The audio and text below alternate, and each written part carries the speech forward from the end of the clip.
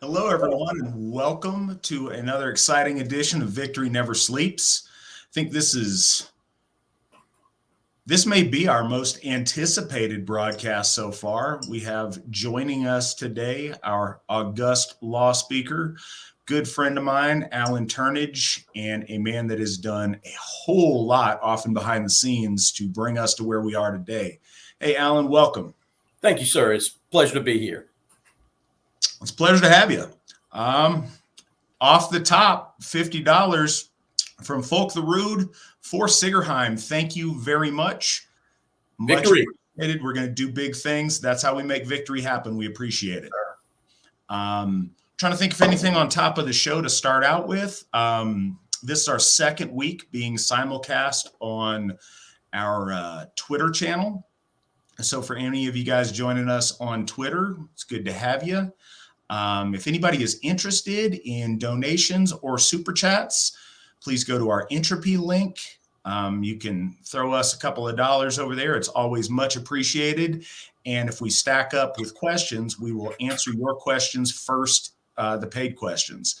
Never fear, as always, we will get to all of the questions that stack up. We are very happy to answer any questions you guys might have. And without further ado, Allen, introduce yourself and tell folks a little bit about what brought you to Asatru and what brought you to the Asatru Folk Assembly.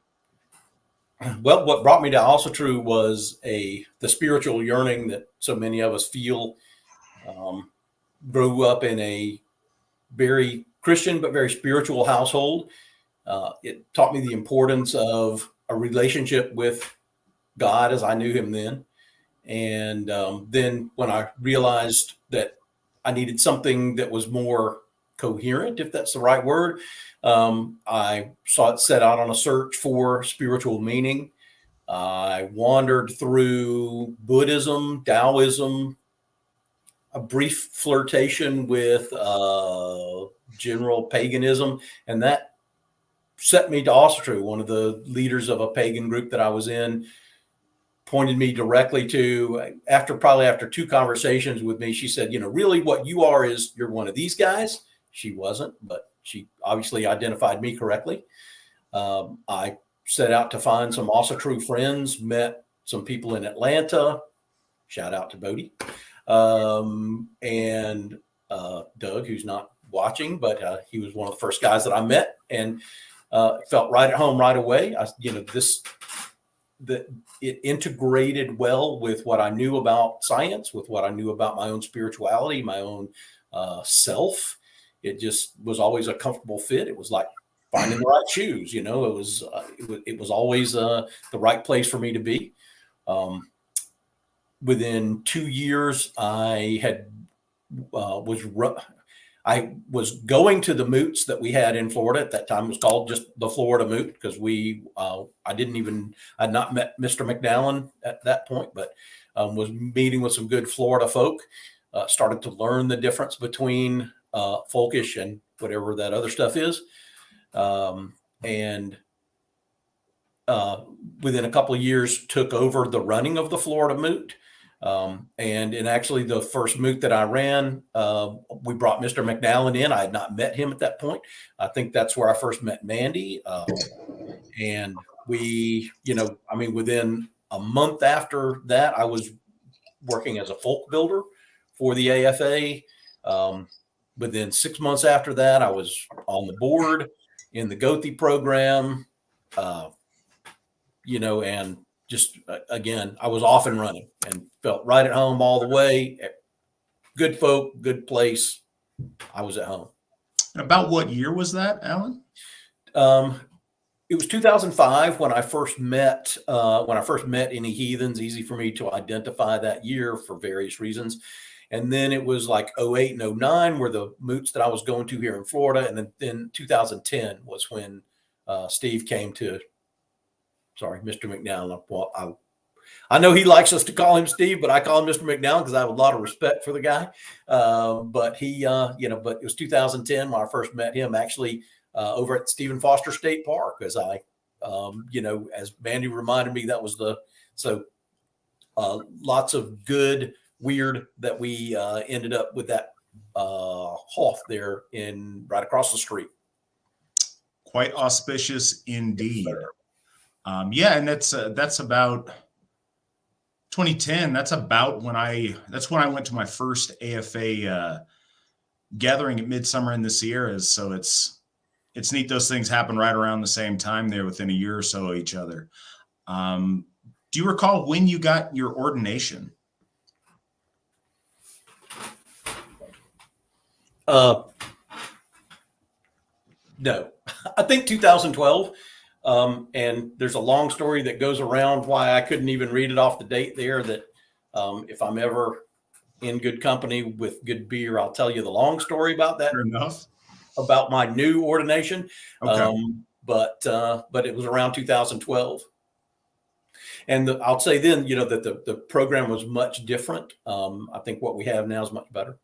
Yeah, it was quite different. I believe I was ordained. I know you were ordained, or I don't know the funny backstory, but I know we all assumed you were ordained certainly before I was, and I was ordained at midsummer of 2012, I believe. So cool. I didn't realize it was that close there. We got a comment from Nick. Just supporting the stream. What are you drinking tonight, Matt? Hope you are both having a good night. Thank you for all you do. Well, you're very welcome. Nick gave us $15 on that one. I appreciate it. I am drinking Howling Gourd's Pumpkin Ale. I'm drinking straight vodka. No, sorry. So Alan will get there quicker than I will, but this is just water. I like to keep my wits about me when I'm in public. On the rare chance that I actually make it out of the cave, I like to present myself properly. I don't know if there's any implications there for me, but I'll choose to think there's not. Sarah, greetings, Alan. What was life like before you were part of the AFA? Well, before I was part of the AFA, I still had a rich, full life. I was married, now divorced. Cool girlfriend, though. So I was busy raising 3 kids. I was actually quite active in the church, the Unitarian church. So it's not like it's the real church. We call it the Unitarian church. It's the church of everything else, which was where the pagan group met. But I was quite active, raised the boys, coached flag football. So I did. And I sometimes don't like to say I did all the things that a normal dad does, because it's, that seems to say like AFA people are not normal people unless you have that extra caveat in there. I was a guy. Super busy, law practice full time. I was practicing my kung fu and raising the kids and I read stories to them every night, coached flag football, took them to play Frisbee golf, I was, but even so, there was that void. I brewed beer, I brew mead, I was busy, but I just didn't have that spiritual framework to set everything in. And, which is the one thing that the AFA and heathenry in general has given me. It's given me a foundation and a framework to understand all this from. So King of Cheese is with us tonight. He says, howdy, Matt and Alan, coming in with my regular. How are you two doing tonight? How are you doing tonight, Alan? I'm doing really well. Things are going good. I'm in good health and good spirit. I've started losing some weight. I'm eating 6 raw eggs every day, following the raw egg nationalist diet. So, I'm feeling better than I have in a while. Got the Hoff going in Nordhoff. We got a good group here in Tallahassee. It's hard to complain, but sometimes I still do. Yeah, Tony, thanks for asking. I know I'm a broken record on this, but you catch me at the highlight of my week. It truly is me talking about the thing that's most important to me in life and sitting around having a conversation with my very best friends, especially in this case. Alan and I are very close. He has absolutely been my right-hand man in so much of this and getting us where we are. So talking to you guys, getting here, having a beer, talking to Alan, life's pretty good for me. And I'm honored to serve. I appreciate your gratitude, and I know that it's well meant. And, this is, it gives me a reason to get up every morning and, go in and do the rest of the stuff. This is the stuff that I live for. The law practice pays the bills, but this is what I do. And one thing to know, and one of the ways that I understand the ways, which I like to call it, this is not something that we do. And I know you say this quite often as well, Matt. It's not something that we do. This is who we are. I mean, this is who I am. This hammer never comes off. I display who I am proudly, and, I don't hide any of this stuff. This is who I am and what I do. Well, I think that's by far the best way to live. And those of us who are fortunate enough to be living that seem to feel the same way about it. So, no, this is very important stuff. And in order to make it all happen, Alan is often hard at work doing. It's really cool. So, Alan, I often describe this on our Witten and to people in leadership, but some of you who are my age will get my reference. Kids may not, but Alan is very much the wheat side to my frosted side sometimes when we're planning. And a lot of Alan's skill set really complements, like Alan is very strong at things that I'm not. His legal acumen and knowing how to do adult things like paperwork and figuring those things out is extremely important, because I got all the drive in the world, but when it comes to some of the tedium of that, I'm lost, and Alan helps in a big way that way. Well, I appreciate that. Raising 3 kids taught me how to teach people to have patience. We're not there yet. We're not there yet. We're not there yet, but we'll get there. Fair enough. Trent asks, Lawspeaker Allen, could you please explain the importance of elevating our discourse? Why do our spoken words matter so much? Okay. To continue my one-man campaign against low speech, if you get when you get this month's runestone, you'll see my challenge for everybody to raise their discourse. It's called low speech for a reason. Higher discourse is the noble speech. It's the idea that and of course there are several spiritual reasons for it as well. If you believe, as I do, that Baldur changes the world, what you know is that your spoken word that's where your will manifests into the world. So when you speak with vulgarity, when you speak profanely, you are profaning your world. You are vulgarizing your environment. So it's important for you to speak with the highest level. It's only been a few decades when white people were known to curse as freely as we do now in public. And I remember years ago when it was said of various comedians that they couldn't work the big rooms because back then it was called working blue. If you used sexual innuendo and certainly foul language, that you weren't even allowed in the big venues, because it was seen as to be beneath polite society. And I don't think that we, as Asatru, although we certainly, a lot of us come from that background, and myself to some degree included, where we had to sort of portion ourselves up through the school of hard knock. Certainly, there's I'm not a prude about these sorts of things, but the idea of it is to always present your highest self, knowing that your grandmother is with you over your shoulder. Your gods watch you not as closely, but they certainly know whether you are presenting the highest possible light to those around you. So part of it certainly is just the personal, that you should always be your highest and best self. And part of it is that you are, for most of us, for the rest of the world out there, we are the only Asatru, or we're the only Odinist that they know. And so if they think of us as a bunch of foul-mouthed brigands, then they're not going to want to be associated with that in any degree. But if they think of us as polite, well-spoken, helpful, all the things that we really are and really should be, then we'll begin to attract more and more, as we have over the last few years. So it's both a sales pitch and, a personal means of displaying integrity. And I think that's very important. Linguistically, I think I fall short with the foul language sometimes, and Alan is sure to correct me on that frequently, and it's much appreciated. I agree 100%.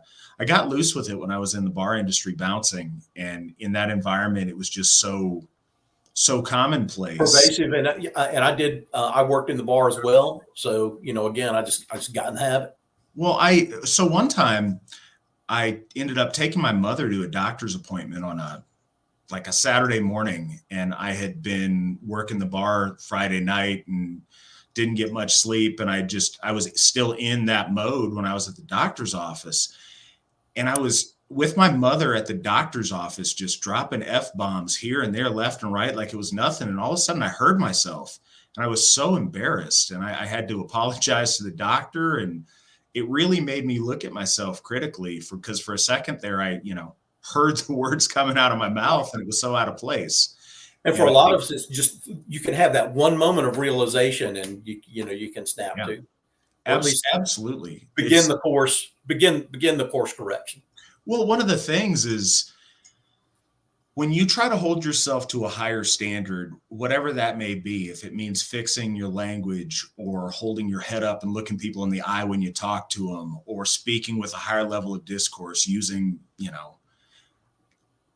high value words instead of commonalities, using, proper language instead of, you can still be scathing and insulting if you need to in a more clean and certainly more creative manner.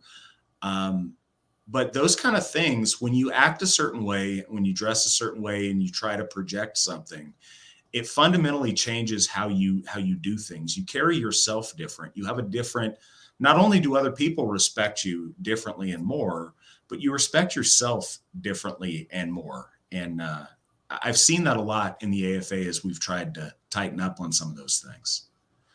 Katla asks, has being Asatru affected your law career or how you handle cases?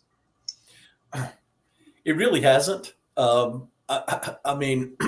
Because, and I wish I had thought of this line, although I certainly live it,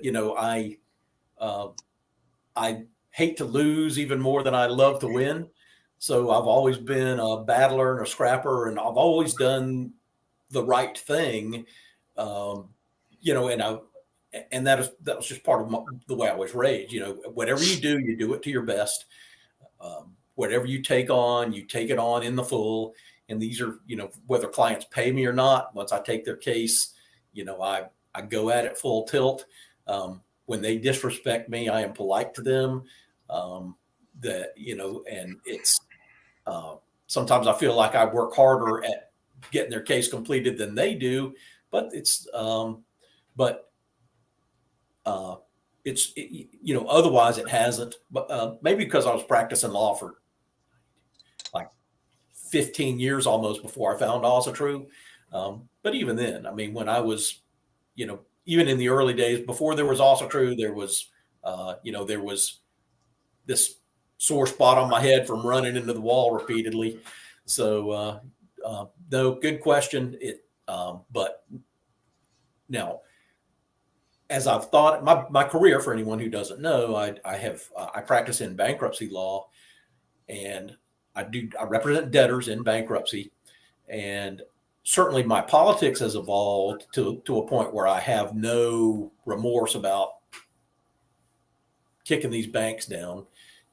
I've seen the way that they abuse people and the way they take advantage of the system. So I feel like I'm trying to even the score. And so to that extent, I certainly feel like I'm trying to bring some bit of order into the chaos. Daniel asks, Lawspeaker, when can we expect to see you at Thorshof? it's a 4 tomorrow. No, soon. The next. I can't see. I would say the next event I'll tell you this, Daniel, and I know I said I have rearranged my life now in a way that I'm going to have time free. That's so yes. From now on, I'm going to be traveling to Thorshof. I've got the. You haven't seen my RV with the mural on the side, but you'll see it up there soon. Soon. Sounds good. I'm curious about this mural. It looks like it looks like the hippie van. I mean, you'll think that you'll think there's somebody who is completely lost when it pulls up, but it's me.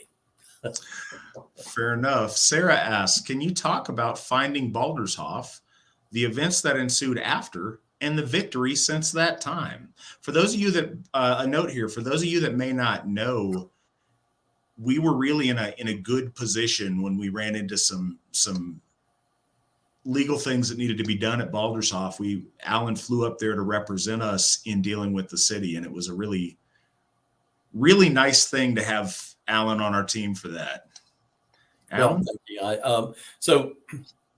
I didn't find it. There was, but once it was found, I helped negotiate a good price, I thought, for the Hof.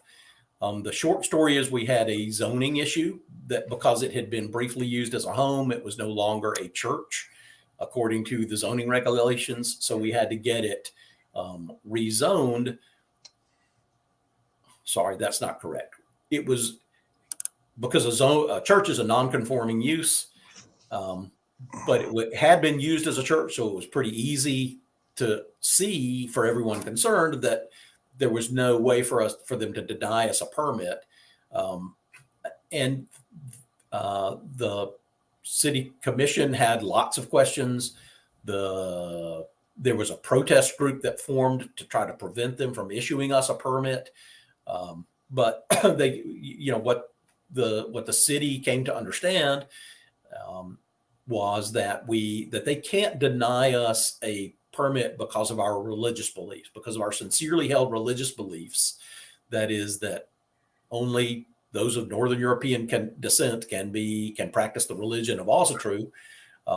Then they knew they had to issue us the permit, and in a certain way. Well, first of all, I'll say that that was an entertaining 2 hours standing in front of the city commission and the room full of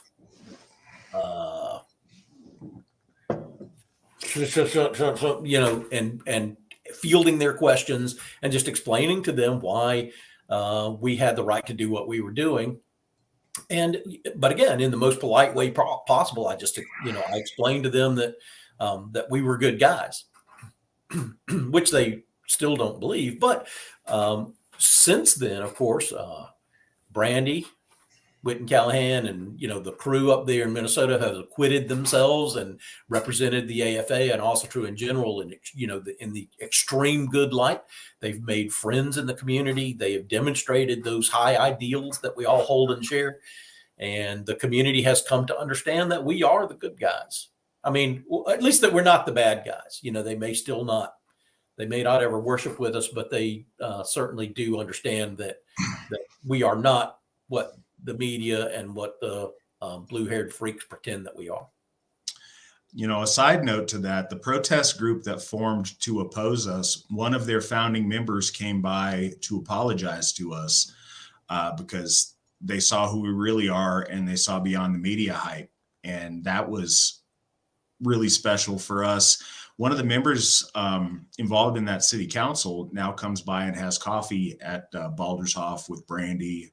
I didn't know that. That's excellent. Yep, it is. We've really changed a lot of people's mind in that community. And it's unfortunate the media tried to go in and scare people. Honestly, I'd be scared of us too if all I heard was the vicious lies that the media was telling folks about who we are. I appreciate that community has opened up to us. And now when we go there, and I'm always surprised every single time I'm there, we have a pretty constant flow of people that drive. It's kind of, if you guys haven't been there, it's kind of on a main drag. And we've got people all day long that drive by and honk and wave. And, sometimes pull over and give us positive encouragement. And it's really nice to see that. It really is. And it makes us, it certainly helps me know, because you can feel it and think it, but, it helps me know that we are on the right course. So inside baseball, and this is also an Allen thing that relates to Baldurshof, he may not have found Baldurshof, but we got a steal of a deal on that place. And we were currently in the process of trying to pay off the loan we'd taken out for Thorshof. And so I was pushing really hard to pay off that Thorshof loan fast. I try to get us out of loans as quick as I can. And Allen was kind of slow rolling me there for a second, as if he saw this opportunity. And it was Allen was the force behind us going ahead and getting that second Hof in 2020. If not for Allen's, timely insight on that, I would have emptied the coffers paying down that Thorshof loan, and we might have missed that opportunity. So Allen was very, very instrumental in making Baldurshof happen. I live to serve. Bruce, Matt, can you tell us more about your plans for Sigourheim? I can, Bruce. I'm not sure how much you heard from last week. It's hard to define what the difference is between plans and dreams. I think I've got a lot of dreams. As far as specific plans, some of that's going to depend on the swath of land we get and how it's laid out, what kind of usable stuff we've got. The idea as it is now for kind of phase 1 is to get real deal, middle class homes in there of a community of AFA members on one portion, but also have a section for people who may need to get either a cabin or a tiny home or some, intermediate living facility if they're not quite there yet economically to build what you'd think of as a middle-class household. So to have a space for both of that, also to have spots for guests to stay. When I say guests, I suppose that's an extension of the word. Certainly guests, but also members of our AFA family. And when we get the home of the AFA, that's really what I mean. And if you're an AFA member, you are welcome there. That's your home too. You may or may not get to sleep on my floor if I'm there, but you certainly can use the guest facilities that we're going to have set up. I also want to, in conjunction and overlapping with the guest facilities, have spots for if we have members that are infirmed or that are elderly and don't have the finances to live in a dignified way that we think they ought to be able to. We can't promise them everything, but we'll have food at the hall. We'll have a community of people that care about them, and they'll be in a spot where they can worship their gods. And we can at least make sure we provide that for our folk.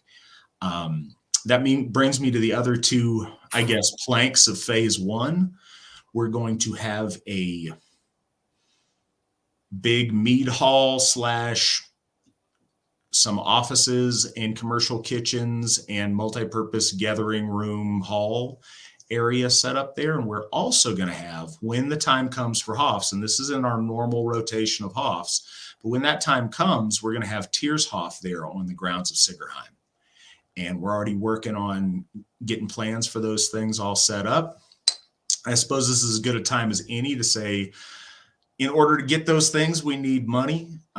We appreciate your guys' generosity and donations. That is a huge part of how we've been able to accomplish the things that we have been able to accomplish. And we thank you guys so much for that. Sigourheim's going to be a bigger investment than we've made before. So, those 3 and 4 figure donations are what we really, really need. Shoot 5 figures if you want. But yeah, anything you guys can do for that. This is a dream of generations that folks have wanted to do. If you are seriously interested, you can reach out if it's a place that you actually want to put down roots and live, but it is going to take some real world financial contributions to make it a reality. So that's what I've got so far. I'd be happy to answer any other specifics to the best of my ability, but so everybody knows, these things evolve and change as we move forward and as the situation presents itself, and depending upon the piece of land we're able to get. So stay tuned, but we are moving on that. We've got a member of leadership actually looking at some stuff this coming weekend. So we are moving forward. GC, Matt, what was the second best part of your week, and why was it the coffee peanut butter porter? I'll tell you what, that was delicious. That's one of the best beers I've had in a long time. I build up my masculine points so I can drink a little bit fruitier beverages sometimes. There was a creme brulee stout that I had a number of years ago. I think it's probably tied for my favorites, but that was really, really good. I wouldn't say that's the second best part of my week. I'm trying to think of what the second best part of my week was. I know it's kind of a cop out when you guys ask, what I'm doing. I tell you, this is my favorite. It is, but it's just the same answer every week. Shoot. Yeah, I think it was. So did say Mandy. Say Mandy. Mandy and my daughter. So Mandy and my daughter were with me on this one, so I think it counts for both. I can hit both here. So we went down to Carson City and did a wine walk and met some new folks that actually got interested in the AFA from this broadcast. So we got to meet them and spend the day walking around in really cool historic old Carson City and enjoying some wine and spending some time just walking and talking and making friends. So that was a really good part of my week too. We did that last Saturday. Lane asks, Alan, since you both compliment each other so well, can you tell us if there is an Asatru version of yin and yang?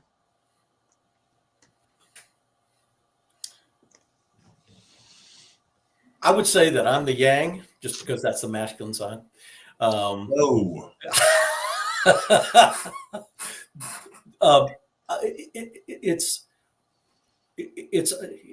have actually given a little bit of thought to that, because I did I did spend some time or at least proposing myself as a Taoist. And the thing that I find interesting about the comparison between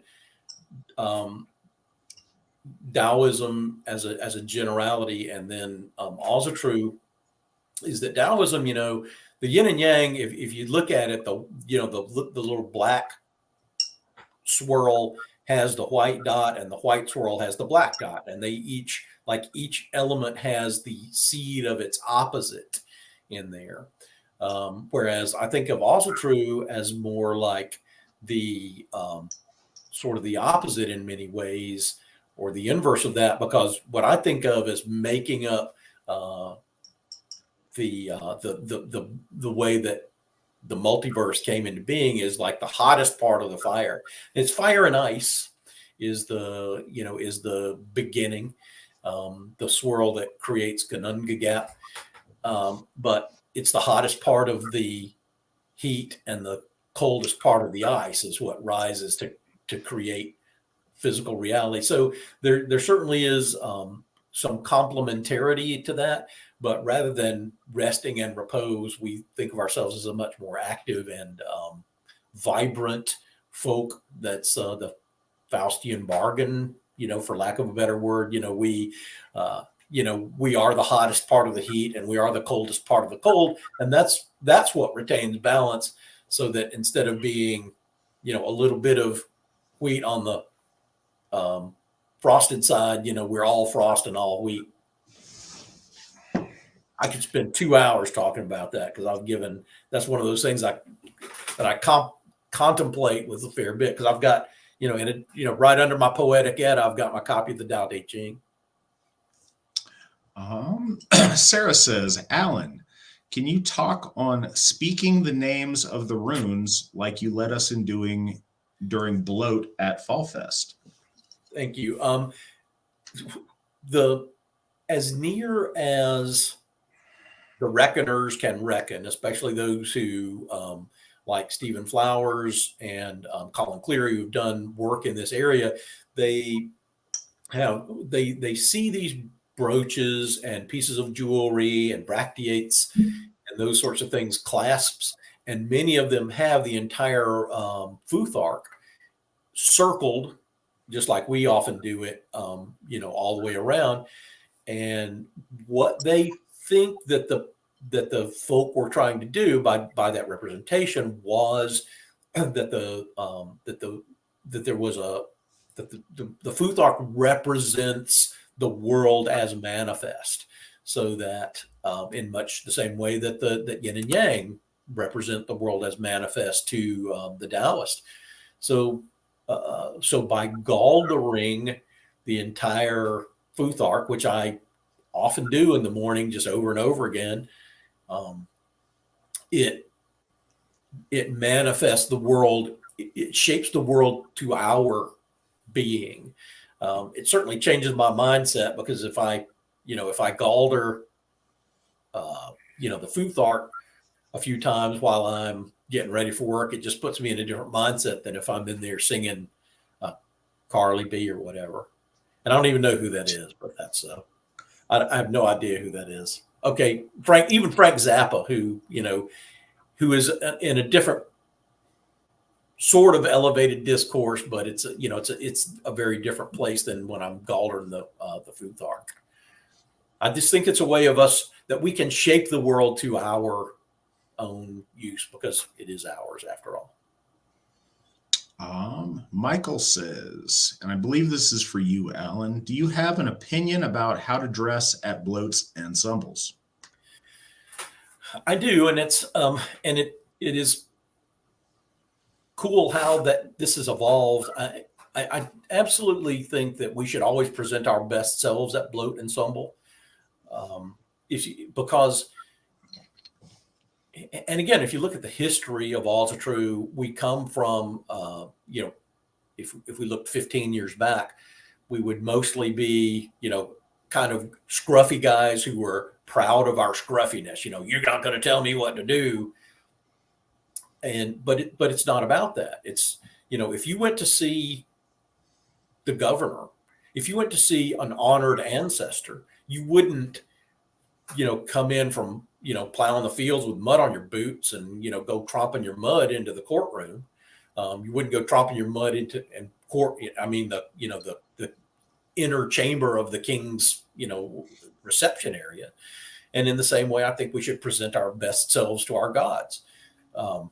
Suit and tie, even though it seems, it kind of, and I understand the objection, it smacks of high church. And, for a long time, I sort of was on the fence about it, but it puts you in a different mindset when you're putting on a suit and you're putting on that tie, and you think, man, I am putting on my best self. And we should always present that to our gods and to our folk, which is not to say, like, if you can't get there, if you're on hard times for whatever reason, there's absolutely nothing wrong with putting on a clean shirt, clean pair of shoes, and coming to bloat ensemble. That, it's absolutely not a requirement, as long as what you're doing is, this is my best thing.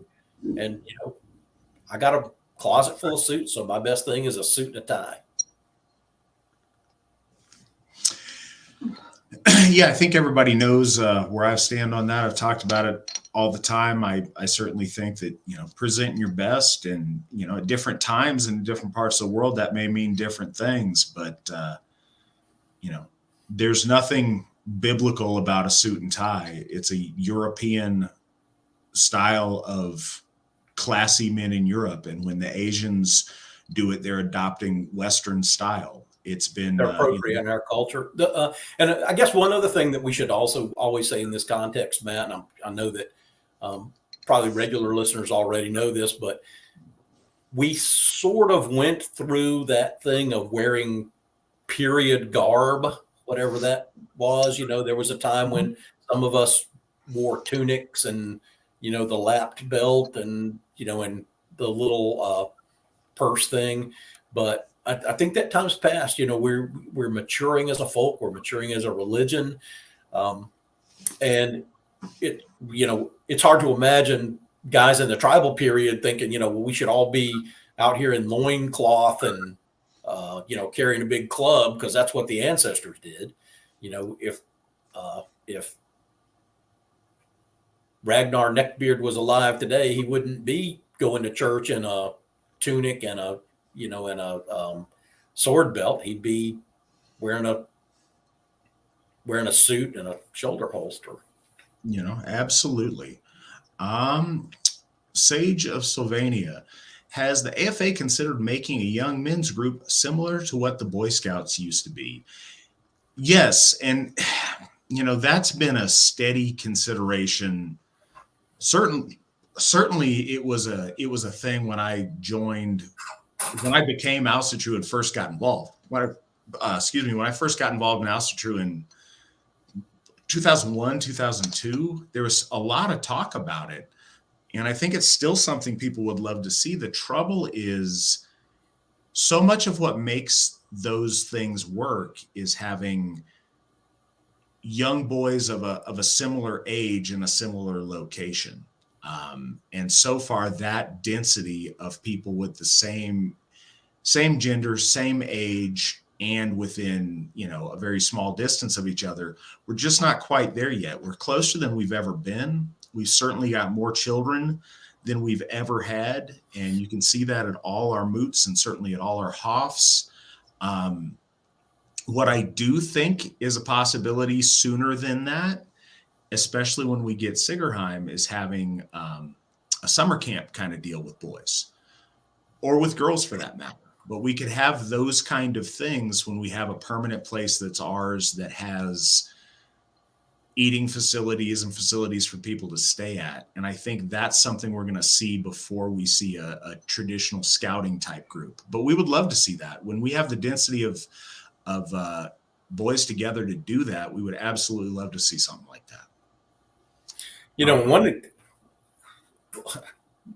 I think it would be a good idea to have that group if it's led by a father who has the ability and the interest to do it, even if it's not necessarily all AFA boys, but if it's a couple kids from the soccer team, get your dad to show us how to shoot a bow, then you're Panzerfausting and recruiting new members by taking them and doing stuff that doesn't look like it's coming off a screen with a video thing attached to it.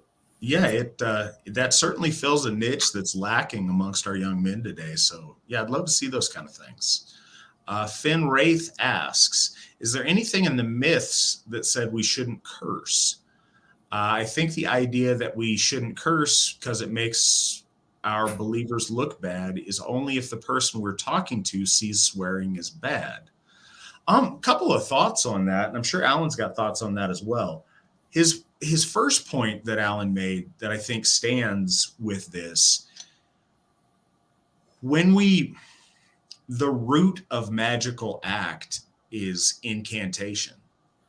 It's speaking things into existence. The act of speaking is what takes thoughts and ideas from the privacy of your head and manifests them into the world, into our shared space. And I think you certainly want more good things than negative things when you're doing that. Speech, you're right in a sense that speech only has context based upon meanings that we ascribe to words. Sorry, my daughter has broken in my office here and is causing some chaos. No, but our words only have meanings based on the meanings we've assigned to them. But we can navel gaze about that all day. At the end of the day, our words do have meanings, and there is a perception that happens. And so much of our speech isn't just about the one person we're conversing with.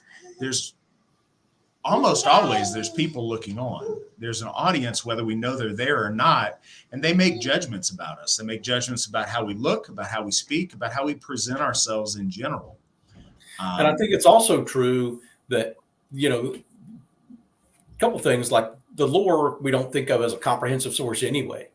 There's not a list of thou shalt nots because it's just an example for the way that we live. And there's certainly not any place in the lore where Egil Skallagrimson,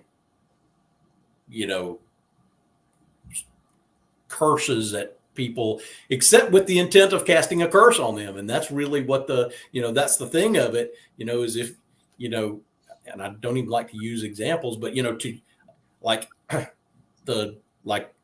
the GD remote controls lost. Okay. I don't want the All-Father to curse my remote control because it happens to be missing right now, that's just idle speech. And the other thing that while I was formulating these ideas these many years ago, I spoke with a guy who's one of the leading scholars on the Anglo-Saxon tribal era. And he confirmed that the Anglo-Saxons during that pre-Christian era, would not have cursed an object because they think their words have intent. They wouldn't waste like this manifesting power of the web of weird and use it to, because their tire went flat or, because the wheel came off. That's just not, that's not worthy of that sort of that level of discourse. So it has both the practical and the spiritual aspect. And certainly if you're alone with your buddy and, and he's, but he's also going to notice that you're speaking in the higher tone, which doesn't mean that you have to be a prude about it. I mean, you can speak to your audience. Absolutely. Well, and so it's not a prohibition, it's a goal. Well, I think what you're saying though about intent is very important. And I think that comes into polite speech as well. I think when you wish someone luck, that has a meaning, and it's gotten to where it's just a figure of speech now, but we should hold ourselves to intent. And if you wish someone luck, you genuinely should be willing to break off a chunk of your luck and grant it to them. Right. When you say you're welcome after somebody says thank you, are they welcome? Or did they grossly inconvenience you and you don't want them to do it again? Right. Don't say you're welcome unless you mean it. I think all of that is very important. The other thing is, despite whatever, philosophizing we want to do, cursing's bad, and you look crass and low class when you do it. You look much better when you speak elegantly and with more respectful verbiage. And it's just over the last 30 or 40, 50 years that crass, low culture has become predominant. And it used to be that the whole goal of civilization was to try to elevate people out of crass, low culture, whereas now it's been celebrated, So much of the meaning of Aryanism is being noble, and not just being noble, but shining with nobility. And that means how you present and you project that nobility. Holding yourself to a higher standard is always better than holding yourself to a lower standard. And I'm sure we can come up with intellectualized arguments to try to make it okay in certain contexts, but we're always better served holding ourselves to something higher and something better. Libre Algies von Gell, are you sure about what you describe as higher language? Being able to properly use the F word in Haiti and Kinnings requires a keen intelligence. Yeah, really crass gangster rap is often very impressive in its rhyme scheme and its intelligence, but it's not what we aim for, and it's not our target. There's ways to be very artful in rhyming things with curse words, but we're better than that. We know we're better than that. Right. We could hit those same insults without, scraping the bottom of the vocabulary. There are a lot of adjectives out there.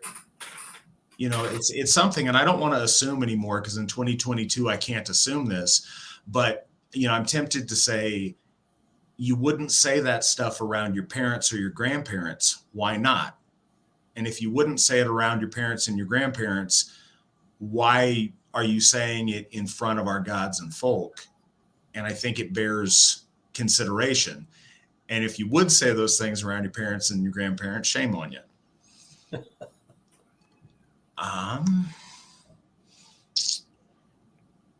Finn Wraith, has a hater ever changed their minds and joined the AFA? Yeah, Alan may have stories about this. Yes, absolutely, there has been. A couple of things I'll say on it up front here. I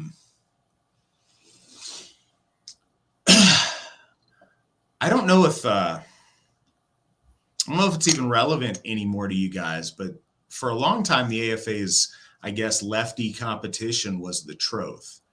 And I don't think they're nearly as relevant today as they once were. But they had these things that I guess were their equivalent of our folk builders called troth stewards.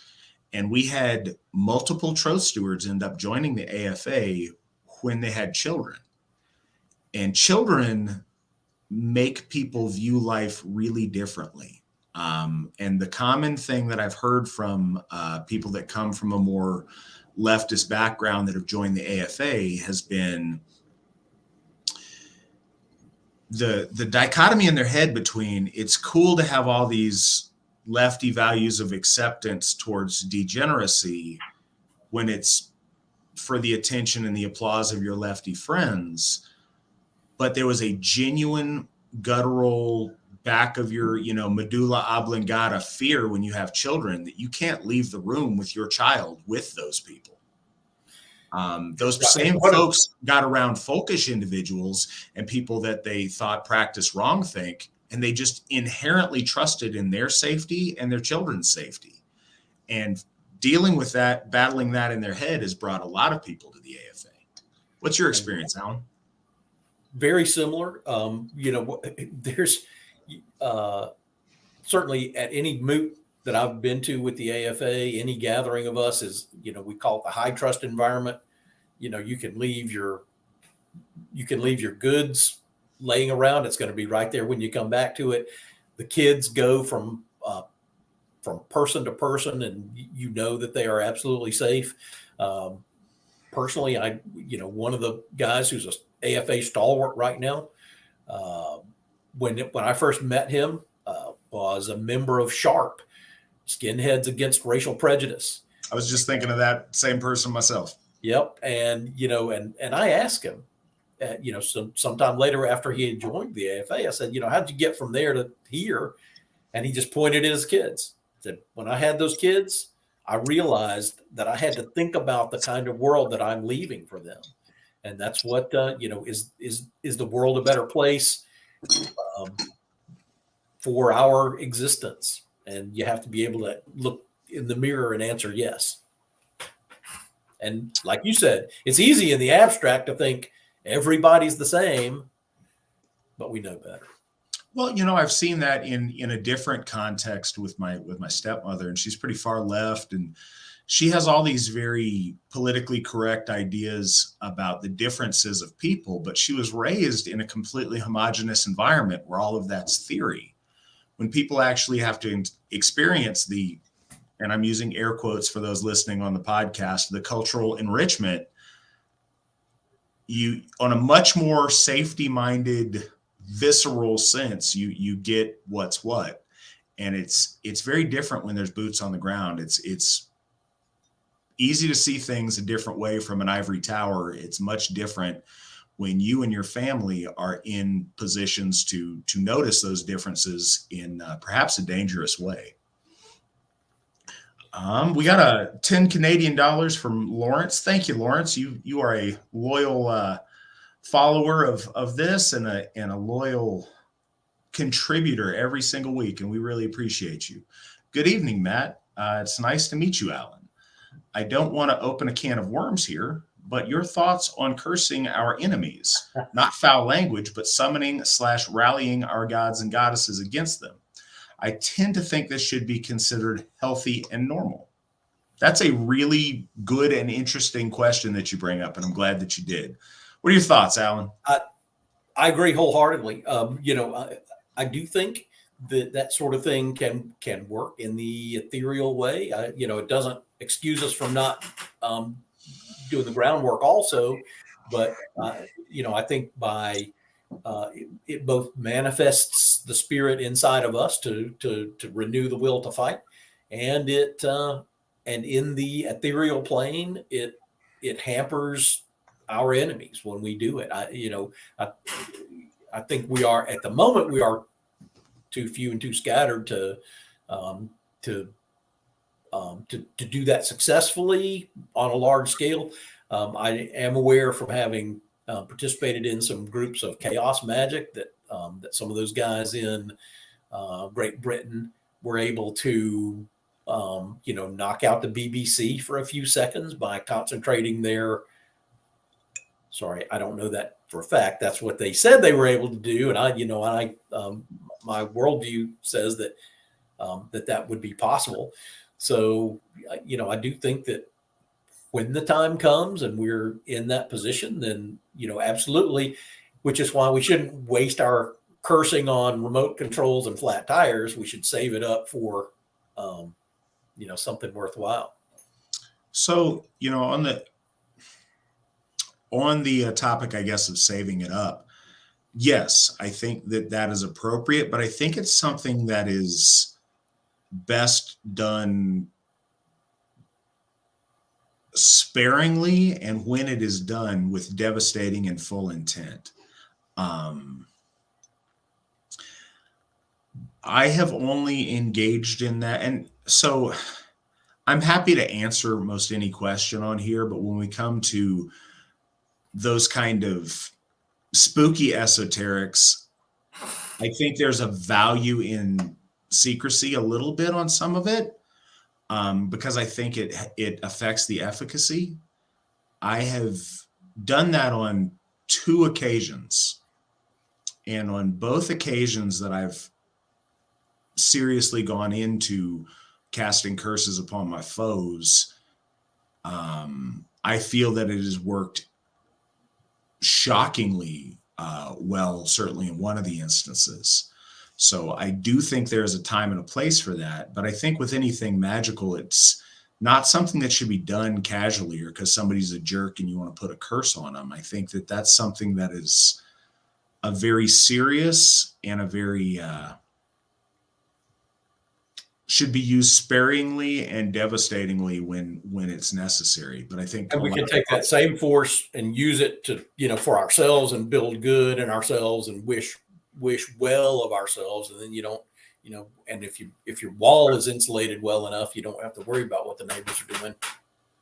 Absolutely. I think that typically, and again, I've admitted that I've done that twice myself. I think that there is a time and a place and a circumstance that is completely appropriate. But as Alan just said, it is much more valuable in general to use that energy towards building instead of towards tearing down. And I think it also is worth noting that your spiritual might is it's a limited resource.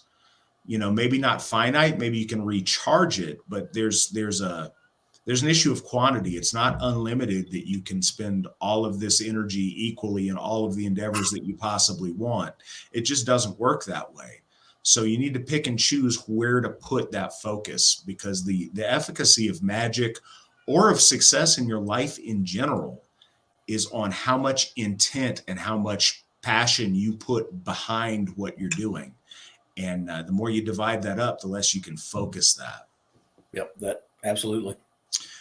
Sarah, Matt, and Alan, could you talk about oaths? How seriously should we take, if we should take them seriously, and uphold them? And the meaning of being released from one. Alan, go ahead and take the first swing at this one.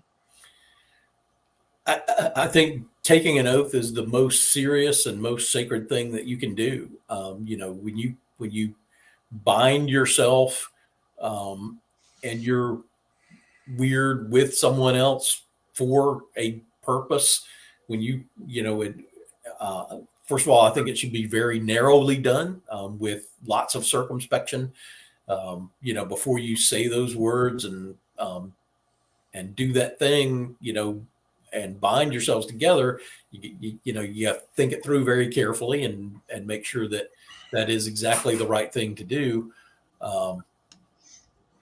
And it should absolutely be taken seriously, which is why when we take the oaths that we do as folk builder, as Gothi, the wedding ceremonies and so forth that we do, we remind everyone before they take that oath, we remind them again of the seriousness of taking those oaths, because they do, it does bind that spiritual part of yourself, in a very real and lasting way. And when you break those oaths, it chips away a part of your soul. So it's absolutely something that you have to take super serial. So this is complex, and there's a lot that goes into it. And I've seen it's baffling and interesting to see how people have taken the value of oaths in my time in Asatru. Oaths are extremely important. Your word is very much your bond. And when you formalize it in a ritual context with making an oath, it's very powerful and very important. And there's consequences for breaking oaths. I've seen what I was going to say, what I was leading off with. I've seen situations where people feel that there's a conflicting oath that goes on, or that there's conflicting loyalties. And it seems, and I know that some of this is human nature, but our people are particularly susceptible to choosing the oaths that are most convenient for them and going ride or die with those oaths. But the oaths that they don't like, they find a convenient way to weasel out of. And it's completely unacceptable for you to ever break an oath with them, but they can break an oath to you at whim because reasons. I think our folk have a very unreasonable, imbalanced view of oathing. Like I've seen people with their kindred oaths always supersede their AFA oaths for some reason. And that reason is convenience, because it's easier not to hurt the feelings of your friends than to care about people that are distant from you. Oaths don't work like that. Another misconception about oaths. Okay, so I've seen other people that have taken profound leadership oaths and break those at the drop of the hat like they're nothing, but sacrifice lots of things for very small, or would seemingly less consequential oaths to kindred members or dude they came up with. So I think one thing about oaths is very important is make sure your oaths are not conflicting or done in such a way that if there's a conflict, there's a resolution path. And that leads me to the other thing I wanted to say about oaths. Oaths are a contract between two entities, and there's typically terms on both sides of that. If the other side of your oath violates the terms of the oath, then it's completely appropriate to address that. And if irreconcilable, it no longer binds you to your portion of it if that's agreed upon.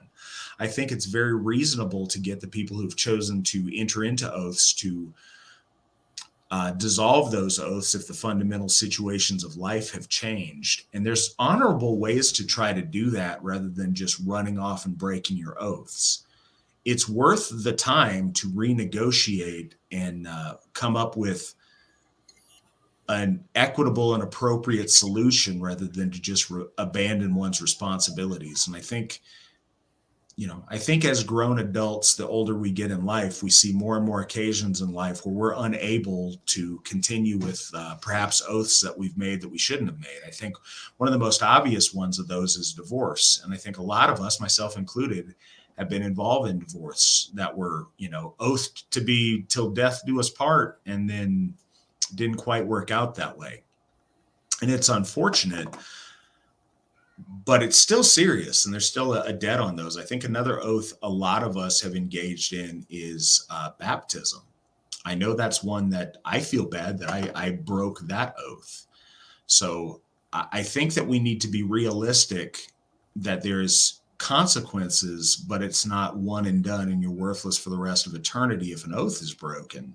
But they're very important, and they need to be considered in the extreme before they're made. And I'd also venture to say they should be made sparingly so that they don't conflict, and so that you can focus your seriousness on maintaining the commitments that you have made.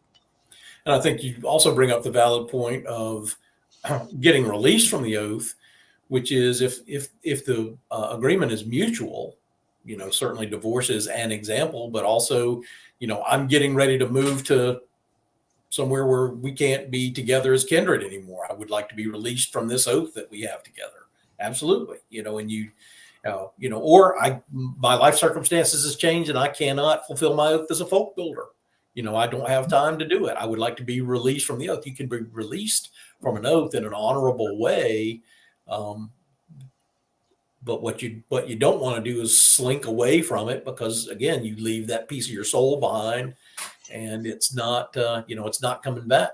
Yeah. It's a finite resource. The other thing that I want to say to that is, and I mentioned this a lot on this program, and please don't take this that this has come easy for me or that I'm perfect at this in my own life. We all have things that we're afraid of or make us uncomfortable. But courage is it's essential to the practice of Asatru. It's essential to all of our virtues. And it's something that our folks specifically are very, very lacking in today. And we're working hard to rebuild that. But when we think of courage as, there's people with bar fight courage, and that's the courage that so many of our men think about, courage in battle. And that is a important courage. And in times where it's necessary, that is a truly profound and one of the greatest courages. But on the day-to-day in 2022, a courage that we often lack is a social courage, to say something that may hurt feelings or to say something that may cause people to make you feel uncomfortable. And so rather than taking the courage of a 20-minute phone call to honorably ask for release and dissolve an oath in an appropriate way, we would rather send an angry email and just abdicate our responsibility because we feel it's easier. And it may be easier in the moment, but it's not easier in the long run. And I challenge you guys to stand up and have social courage as best you can. That's a challenge for all of us. That's a challenge for me. I don't like letting people down or hurting people's feelings or having awkward conversations with people. Like, I get it. But it's important that we rise to that. It's important that every time we realize the only thing holding us back from something is fear, that we conquer that fear and that we don't allow that fear to dictate our actions, that we live up to the Odenshoff motto of do right and fear none. So I'd encourage you guys to do that. Sierra threw us $10. I appreciate that, Sierra. She asked, can you boast about the signs being erected for Adopt a Highway Odenshoff? Yes, Sierra, I can. Anyways, next question.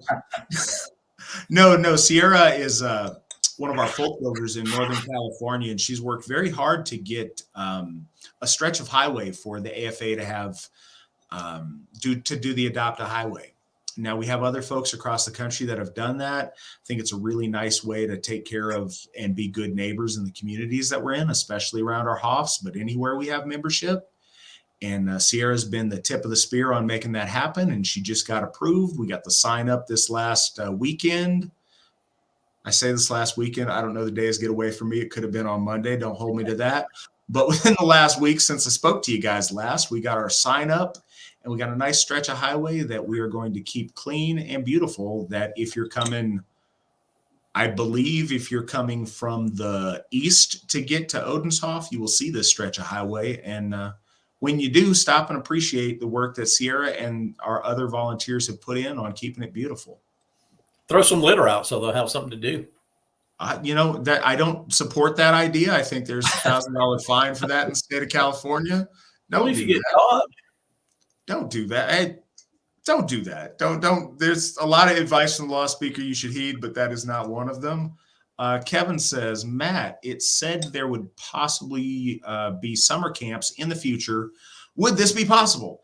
It will absolutely be possible. I would love to see it happen. I can't make a promise on when it would happen, but that's one of the options. One of the things that Sigourheim really makes a reality. And that's something that is part of the position paper I made on Sigourheim when it was, in gestation. That's something I want to see happen.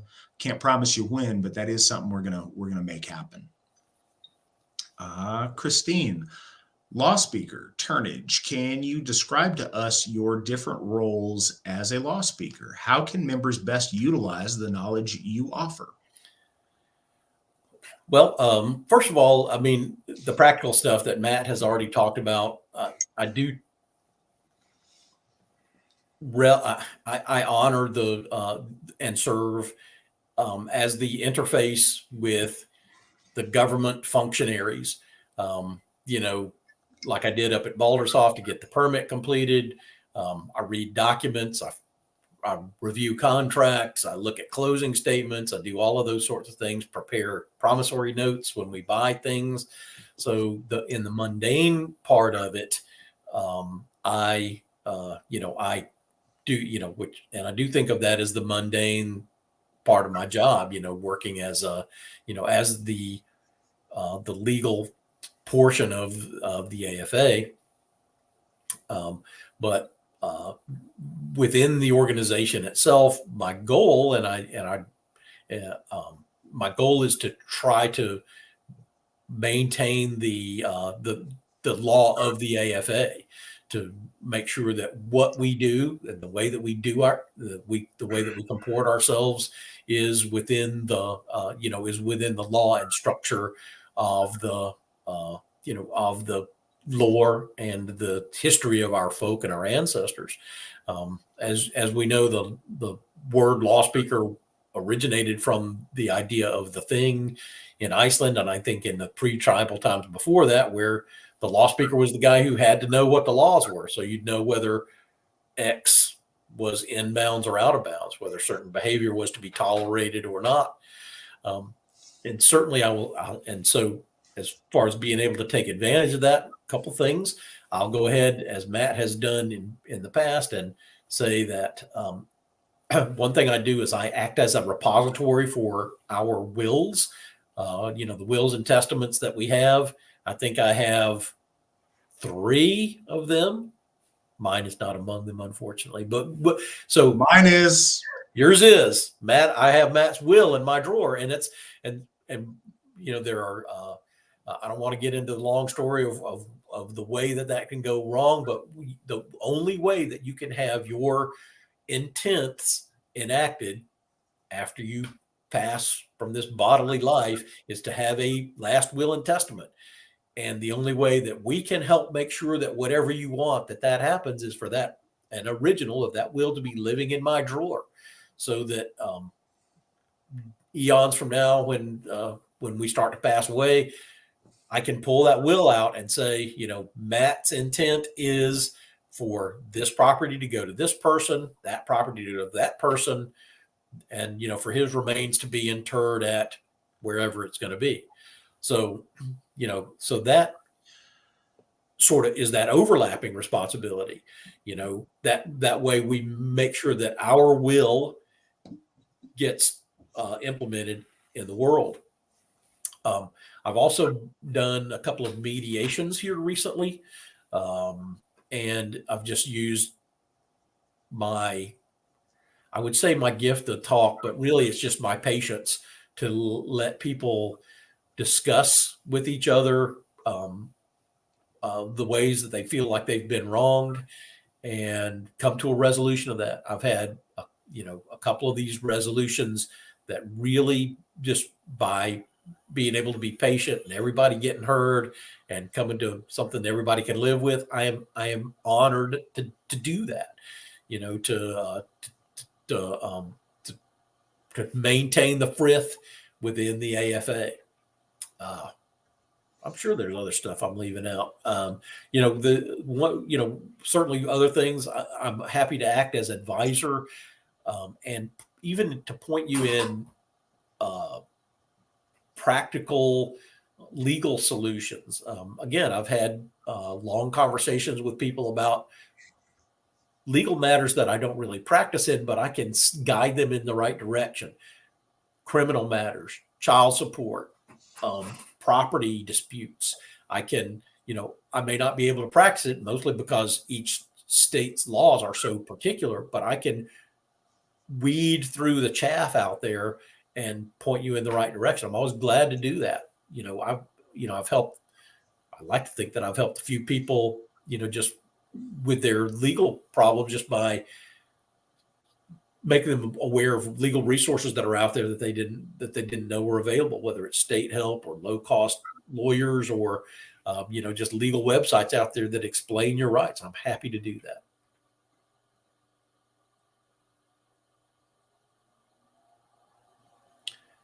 I could keep talking. Matt's frozen. Send me an email and I'll shoot you a call. That's for sure. Eventually. Sorry, guys, I glitched out there for a second. Hairbrush Pictures over on the side said that I'm looking good, and I just want to take a moment to say thank you. I appreciate that. So unlike Sonny, I am lucky that I have a wartime consigliere and a peacetime consigliere. Alan is solid with the advice, and there's different people on the Witten that I go to for different things, and Alan spoke a little bit about this a second ago in his description, but laws are scary. We live in a society where the laws are so arcane and confusing and terrifying to the average person that doesn't understand that system and how it works. And Alan is able to cut through that and tell me what's real, what's not, and guide me through that maze. And first, it's terrifying for me. I know that it's scary for our members. And Alan is a source that demystifies that and can advise us in a legitimate way. I don't know what it would be like to have the Lawspeaker that's not an actual lettered attorney. It's very functional and awesome that Alan is. It's a huge resource that we have that none of these other groups have had. And it's easy to say that today because we've outpaced the competition by so far. But when Alan he mentioned that very quickly he was on the board of directors of the AFA, back in 2012. And at that time, we hadn't outpaced a lot of the competition. Having an actual lawyer on the team is a huge deal. When we need to be represented to the city of Murdoch in Minnesota, sending our lawyer up from Florida to, do his Matlock thing to him that's pretty cool. That's a really big feather in our cap that we're able to do that. Just recently, I was mentioning this to Alan the other day. When Alan and I first got our ordinations, one of the things that was talked about way back when was mediating conflicts between membership. And that was always kind of one of those things on the list to do. But up until very recently, we've had nobody engage us in that. So Alan is always our go-to for mediation right now. It may get to a point where there's, levels of mediation or too much mediation going on that other Gothar will do that. And they're certainly qualified to do so. But Alan doing that adds an extra layer of gravitas. And it's really nice to have him able to do that. Alan is one of the people behind the scenes that really does keep an eye on things to make sure things are functioning right. He's one of those folks that is always a really good check-in for me to confirm that something I'm doing is on the right path, or to, give me some advice if I have some confusion or feel like, I'm conflicted about something. His counsel is essential and has really made a difference. That, like I say, so much of what Alan does is unsung, but it's there and it's extremely important and appreciated. Well, and I appreciate that recognition. And, I think much of it is not keeping you off the right path, but just reassuring you that you're on the right path, because you managed to concoct all these imaginary fears that, there's like this 1/10 of 1% chance that what if this happens? It's like, just chill, man. It's not going to happen. Heavy is the head that wears the crown. I tell you what. I know. I feel like I am always one mistake away from ruining this from everybody, and I don't want to do it. I want so bad to do the right thing. just the reassurance that I'm on the right path and knowing that you would tell me if I weren't, it literally helps me sleep at night, and I appreciate it. Good. So and I mean that. You guys don't get it. You can ask Mandy. No, I will be up all night stewing about stuff. It's a thing. Lou says, I get asked this a lot as an apprentice folk builder by members. What is some dating advice you may have? And specifically, how do you find a folkish woman? Alan, what are your words of wisdom on this topic? All right.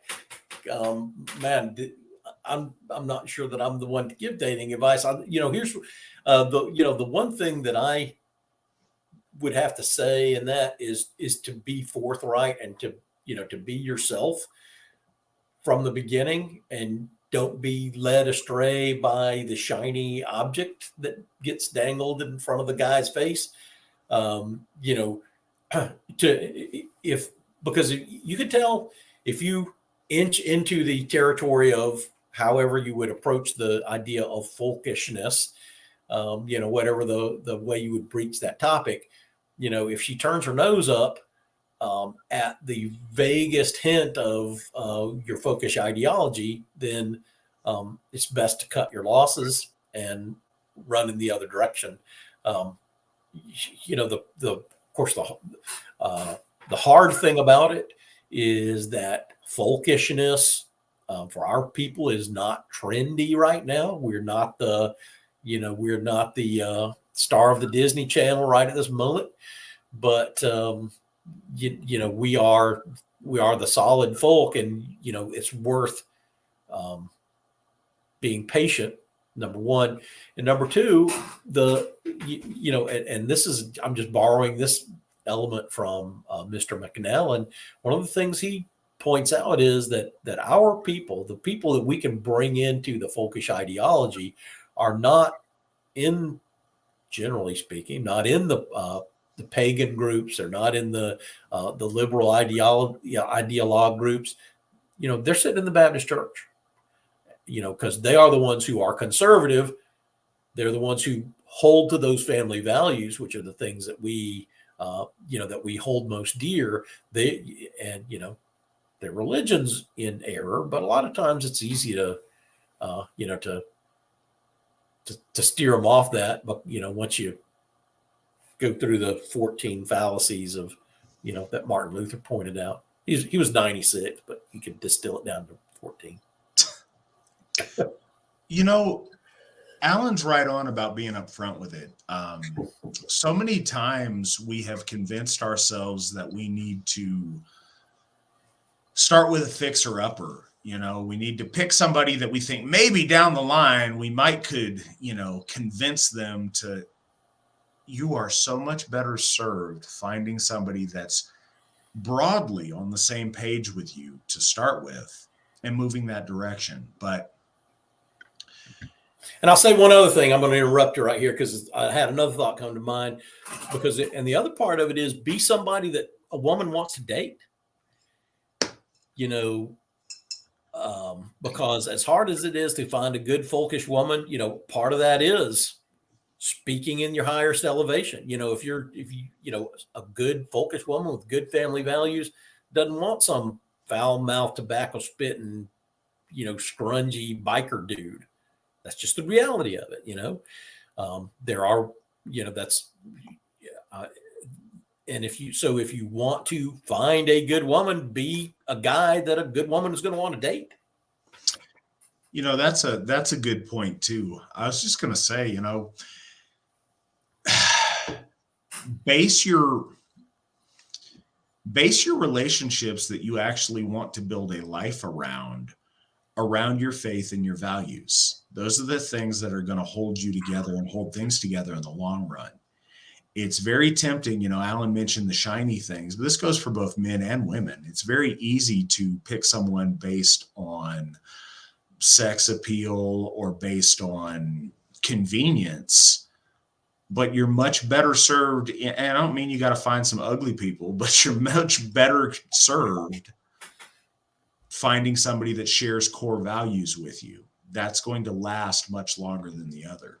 And I know that's not comforting to people that are, desperately in the hunt. And I don't fault you for that. I think that's the primal drive of mammals, is to be in that hunt, to find a mate and to procreate.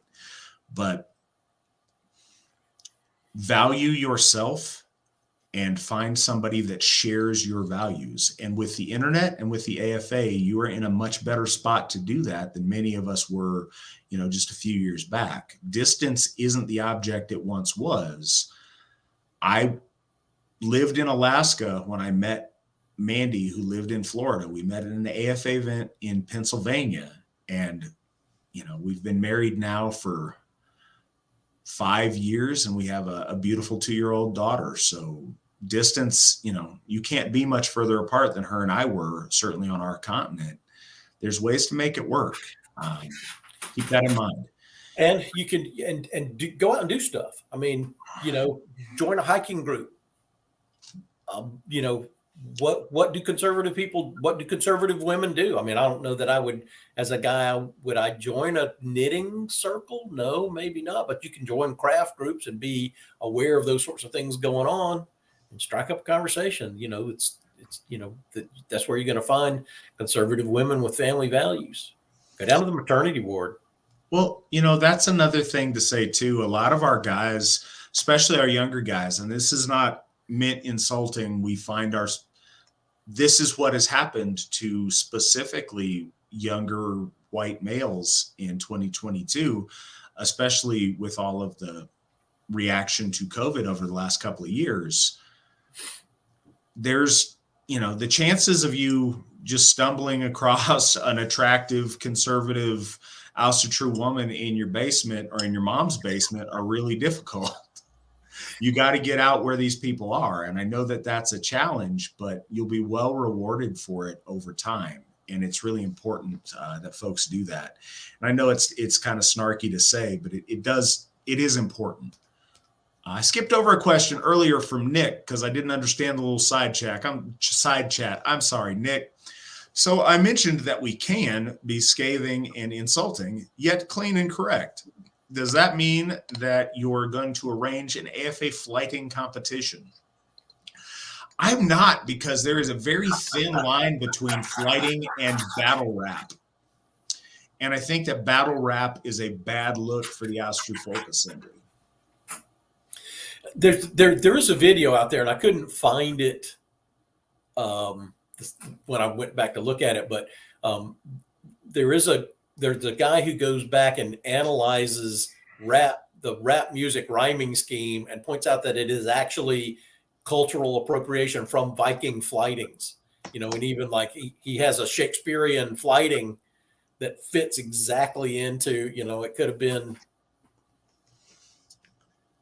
straight off I wouldn't say NWA, but maybe, Eminem. That is an unfortunate truth. There is very little difference between, I think that the dude making the beatbox noises is the only real difference. Right. So yeah, Nick, you'd have to provide somebody who can beatbox. Maybe we should do a karaoke though. It's an idea. We got a lot of ideas. Some of them are good, some of them aren't. King of Cheese says, Matthew and Allen, on the subject of clothing, does the AFA have an issue with folk wearing traditional clothing? Not to pretend, but because that's what they like or what they wish to wear. What are your thoughts, Allen? Absolutely not. I have worn a kilt, not in Bloat, but I have a kilt that I used to wear sometimes to go to the hardware store or whatever. But if you are comfortable in and I know that there are like the dress kilts that with the dress Scottish shirt, and I think those look 100% sharp. There are absolutely no quibbles about that sort of thing. If you're doing it because, like you say, because that's how you feel comfortable, that's how you manifest your best self for your gods, absolutely do it. So I've come at it from a bit different angle, because I'm just going to be completely honest. There's two things. First, you feeling that that is your best self and you wearing it proudly in front of our gods. I don't think that's inherently wrong between you and the gods. Alan's example of a kilt, there are cultural dress that are also formal and nice dress. A kilt is one of those items. There's many items in Eastern Europe that are also that way. There's, the Basque people have cultural dress that's useful. There's a lot of different cultural dress, even if you wear some lederhosen or something. But silly Viking tunics, you're not forbidden for it. There's no rule. We're not going to kick you out of ritual for dressing in LARPy Viking clothes. But yes, we do look down on it, and it is ridiculous. And though it may be meant respectfully to our gods, what is really important, whether we like to admit it, okay, so let me take a step back. There is a commonly used idea in modern times that is completely antithetical to Asatru. The whole, I don't care what other people think. Our ancestors cared everything about what other people thought. Reputation was everything to them. How they made themselves and their family and whatever group they were associated look to their friends and to their enemies meant the world to our ancestors. It is a core value to value what other people think. As a matter of fact, that is the root and that is the core of the idea of honor. Honor wasn't an internal code that you had. Honor was a value that your tribe or your people placed upon you. You were given an honor. An honor was bestowed upon you. Honor was based on your cultural, social relevancy to your in-group. When you dress in a way that other people find silly, it brings laughter and silliness upon us as a group, upon our faith, and upon our gods, ultimately. And I would never want to do something that made people lose respect for you guys, lose respect for the Asatru Folk Assembly, or to lose respect for our gods. So it's really important to me that we don't look ridiculous. And I don't mean ridiculous as an insult. I mean it literally, that we don't become an object of ridicule for the wrong reasons. If we're ridiculed because of our core beliefs and values not being politically correct, that's one thing. If we're ridiculed because people think that we look absurd, I wouldn't want that. And so I think that has to factor in. There's ways to culturally dress. There's ways to incorporate, if you are of Scandinavian heritage, there is cultural dress towards Scandinavians that you can wear that looks okay. Wearing a Renaissance fair Viking tunic, I think that makes folks look silly. Now, early on, it's been a long time since we've had that, but before we've had people in, tunics show up, or we've had dudes show up with a shield and stuff. And no, we're not going to treat those people badly or kick those people out. But yeah, people are looking at you and some people are laughing at you. And I wouldn't want anybody here to be laughed at. I want everybody here to be elevated and to get to a higher place by being part of the Asatru Folk Assembly. And I think the best way to do that is in dressing in a way that's going to give you respect and not take respect from you.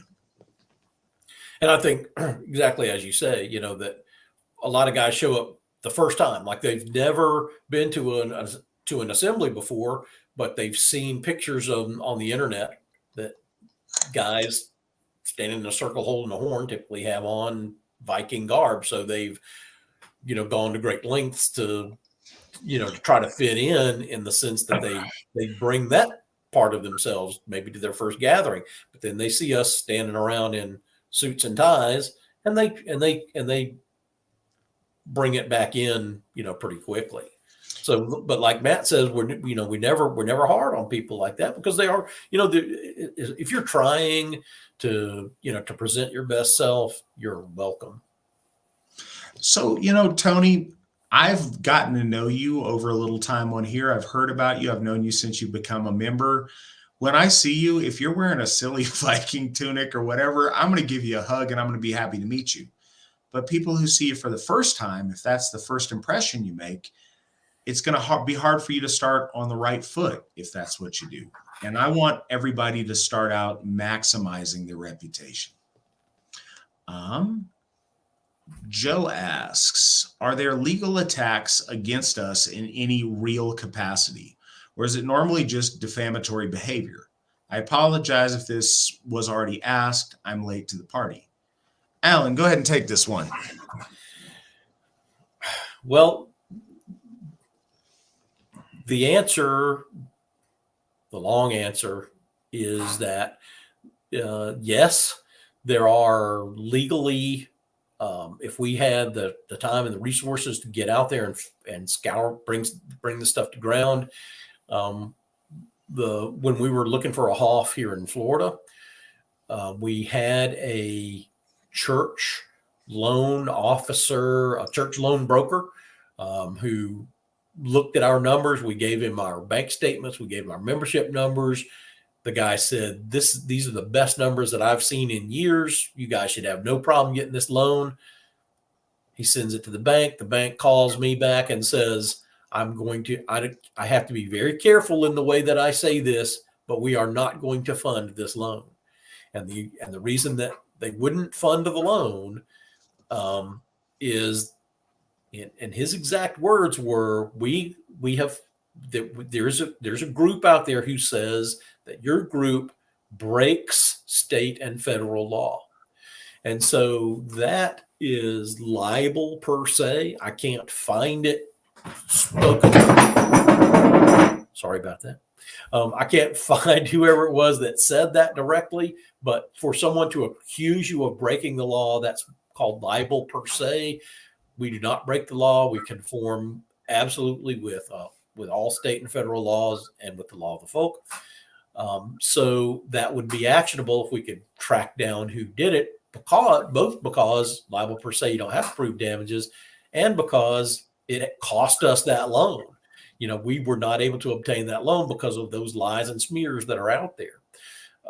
So we are under a very low level and insignificant legal attack there, because we operate under the protection of the religious freedom that's inherent in this country. Thank the gods for the Constitution and the First Amendment, because we have the freedom of religion. We can practice our religion in the way that we see fit. And, liars and other naysayers be damned. And I mean that in the strictest sense. Yes, but at least at this point, we're not like there are no actions where people are trying to work against us to have any of our permits taken away or any of that stuff. Both because I think, those forces of chaos are not well enough organized, well enough conversant in what they're doing. They're just sort of flailing at everything we try to do in a reactionary way. And because, they just don't have, because we comply with the law. We're not doing anything wrong. So what are they going to do? They're going to come in and see a bunch of families playing around together, and, they're all white and they don't like it. I mean, that's not legally actionable. It's, they, believe me, if we were doing anything illegal or wrong in the broader sense, they would have found that out and, leveraged against us, but they don't, because we are not. We are in the right. That's really important. And I want to assure everybody on here and everybody who listens subsequently, we're not doing anything wrong. Not only aren't we doing morally wrong things, we're making really sure that we're abiding by the laws. and staying on the up and up. It's really easy if you hear our enemies to think that there's, there must be something going on. There must be some fire if there's all this smoke. There's really not. And that's one of the things that me and Alan, or that Alan and I frequently speak about, is just to make sure. One of the best things that Alan does is help make sure that we do conform to all of the rules of 501c3, all of the rules of, what exactly we can do as a church, as a religious organization under the tax code, to make sure that we're doing the right things, that we're doing the legal things. And we are very careful with that. And, I hope that you guys trust that. I hope you guys know that. And the gentleman with me tonight is a reason that you can rest assured that that is being taken into account. We have another question talking about curses. Some pagan groups practice group ritual to curse a particular person or organization. How does the AFA feel about that? And when to protect your reputation, honor, and family? What are your thoughts on it, Alan? I think the people that do that are a bunch of idiots. They're not, why? Think of the amount of energy that is expended to sit around and, I just can't imagine working up that much vitriol against somebody. Although, I would guess if I, given this question, I would imagine that, I could see a bunch of the blue-haired meanies sitting around trying to gin up a curse against us. But, we're impervious to that, in my opinion, because we practice so much positivity. And that's why, it's easier to build positivity than it is to attack it from without. So I certainly would never encourage AFA group to do anything like that. We have the circle of air where we sit around and send healing blessings to our folk who are down, and sick and under the weather. That's so much better use of our time in Maine than sitting around trying to throw a curse at somebody. Thinking about the South Park episode where the wizards are trying to curse each other, didn't work. So, there's a couple thoughts on it, but just on a completely practical level, are the people who are doing that spiritually effective? And I'd have to think they're not. It's one of those, if there was some legitimate magical group that I felt had their stuff together and they were, super potent wizards, maybe it'd be a bigger concern. But most of the people that do that sort of thing are completely laughable individuals. And I'm not scared of their curses. I don't believe in their magical efficacy. I also think that once you start into that arena, if you practice it in a real way, the hardest thing to do is to do yourself. You know what I mean? That, like, it's easy to think, well, I can take this little drop of spiritual might and use it to put a hex on this person over there. But the hard thing is to turn all that into some higher spiritual manifestation in yourself. That's the hard battle.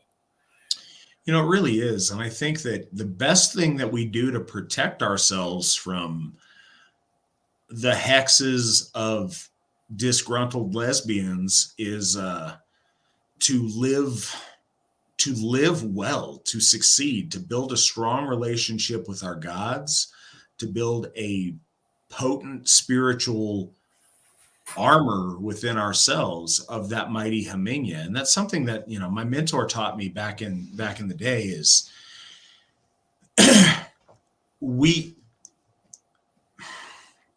the way that you win in life is not to hide from spiritual assaults or try to protect your Haminya from any possible bad things that can happen.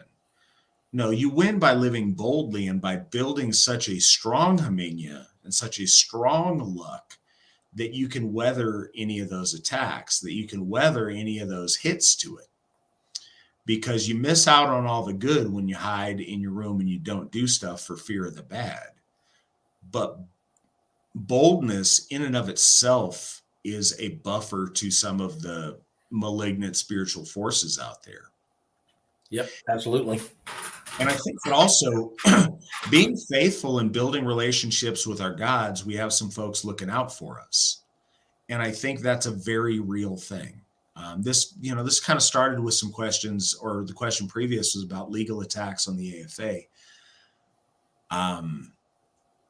One of the things that I think protects us from some of that, and I don't think it necessarily is proof against any possibility, but I believe that if we are diligently worshiping our gods to the best of our ability, that they recognize that and that they give us a certain amount of blessing and a certain amount of protection. I don't presume that that keeps me safe from everything in this world, but I know that it keeps me safe from some things, and I'm very thankful for that. And, hail the gods for that, and I appreciate it. Absolutely. Sierra asks, why should we not use weird and strange, peculiar instead? Was this already asked? It was not already asked. Alan, pontificate. Okay, this is part 2 of my verbalization manifestation. Weird, the word weird, the English, the current usage of it originates from Shakespeare. The weird sisters in Macbeth, but when Shakespeare used that in the play Macbeth, the 3 weird sisters stirring the pot, the people in that era, the 1600s, would have known they were still living in the era when weird to them meant much the same thing as the karma. It's the orlog. So they would know that because they were so living so much still in the folk way, the weird sisters were the sisters who made weird in the pots. We think of them as weavers, but certainly the stirring the pot, stirring the well of weird, was very much the same thing.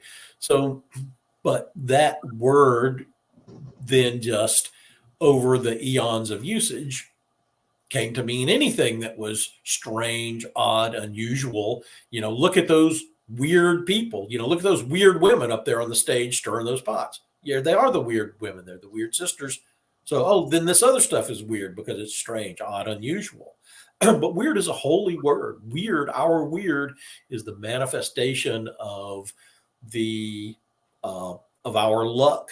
It's very much akin with karma. It's sort of like karma mixed more with intent. We make our own weird by the way that we work in the world. So I try to steer folks off using that word weird in the profane or vulgar sense. Both because it is a holy word, and because, by steering off that word, you can think of all the other 72 synonyms of, that mean strange, unusual, coincidental. Now, at the same time, that's not to say that there aren't things that are strange or coincidental that aren't weird. I mean, some of those things are weird. I was coming back from Panama City one day and, ran into one of my good friends out there who was with his club. And, so that was weird. That was a weird coincidence. But weird things that happen are the very few and far between. Not every dog standing on his front paws is weird. That's just good training. So it's just part of speaking mindfully. Weird is not everything. Weird is a holy place. It's also really good balance. If a dog can stand on his front feet, that's pretty impressive. It is. Got a good owner. Or it may just be inherently a very special dog with good balance. It may also not have back legs. That said, no, I think that's really important, and it's about the intent in speech. not only is it wrong to use holy words casually, but it also trains us to recognize when something truly is weird. And that's important. Okay, now you've added to my lexicon there. There you Reason go. number 14 why you shouldn't say weird. So, Lawrence, you've been cheated. I should have asked this before the last question. I apologize. Lawrence with another 10 Canadian dollars. I love the black shirt, son, or the black sun shirt, Alan. Did you put the patch on or purchase it that way? If purchased, where can I get one? And what do you think my chances are of getting away with wearing it in woke Canada? How big a fella are you? I bought this shirt at Winter Nights 5 or 6 years ago. It was done as an embroidery, so it was on the shirt when I bought it. I actually have another almost identical black sun that is on a different shirt that was on as an applique. An embroidered patch that is now sewn onto the shirt. So you can find it. It is on Etsy. There's black sun items, black sun wear on Etsy. You may have to buy it from, some of our Eastern European friends. God's bless them. As far as getting away with it, be bold and fear none. I never get anybody knocking me for wearing my hammer out or for, wearing the black sun symbology, as I do often. But, you just, at the same time, and see, as I'm saying all that, I'm doing it in a way that suggests confrontational. But if somebody ever said anything to me about it, you can just, this is my cultural iconography. It's not anything. I'm not being belligerent. I'm just being myself. So, you don't have to do it in an aggressive way. You just, you wear your hammer and you wear your black sun. And this is the spirit that stands behind all life. It's who we are and it's what we believe. Something's to be said about doing those things with pride. If you wear a symbol of ours and you're skulking around with your head down and your eyes down, you won't look at anybody and you're acting shady, then yes, if you portray weakness, you will be preyed upon. If you're proud and you're bold and you're out there and you're talking to people and laughing and having a good time, your chances of somebody calling you on it are far less. And I used to sort of have that, like I'm going to portray, what a badass dude I am by being kind of, manifesting an angry countenance. But it is, since I've lightened up, it is thousands of times happier for everybody. And then what they do is then they begin to associate those positive vibrations with your presence. Man, I don't know what that thing that guy had on with his shirt, but man, he was conversational and complimented me on the way that I was doing this stuff. And he made me feel happy. So I'd like to, see that sort of stuff again. Those guys are cool. Those guys are happy. They're fun to be around. Absolutely. Following on this, Sierra asks, what is the purpose of the sun wheel within our ritual spaces within the AFA? So as Alan was saying, and Svan and I talked about this a little bit last week, it is a solar symbol of solar might and power, of the light of the sun, of literally that shining nobility that we talk about. Various versions of the sun wheel with the crooked spokes, like the black sun that Alan's wearing. And the 12-spoke one is kind of the highest evolution of it, but there's examples with all different number of spokes that are very ancient in tribal Northern Europe. They've been found throughout our culture and throughout our people, and it's a very sacred symbol. It talks about the moving of the sun and that movement that's inherent in all of our all of our ritual, all of our faith, that, it's ironic we're using entropy now to make some dollars, but that escaping of entropy through constant movement and staying on our toes. I mean, fundamentally, that's the core of victory never sleeps, is you got to keep moving, because if you stand still, you stagnate and entropy pulls you down. The power of the sun wheel has always been sacred to our folk. It's been an identifier since before the Trondheim sun chariot.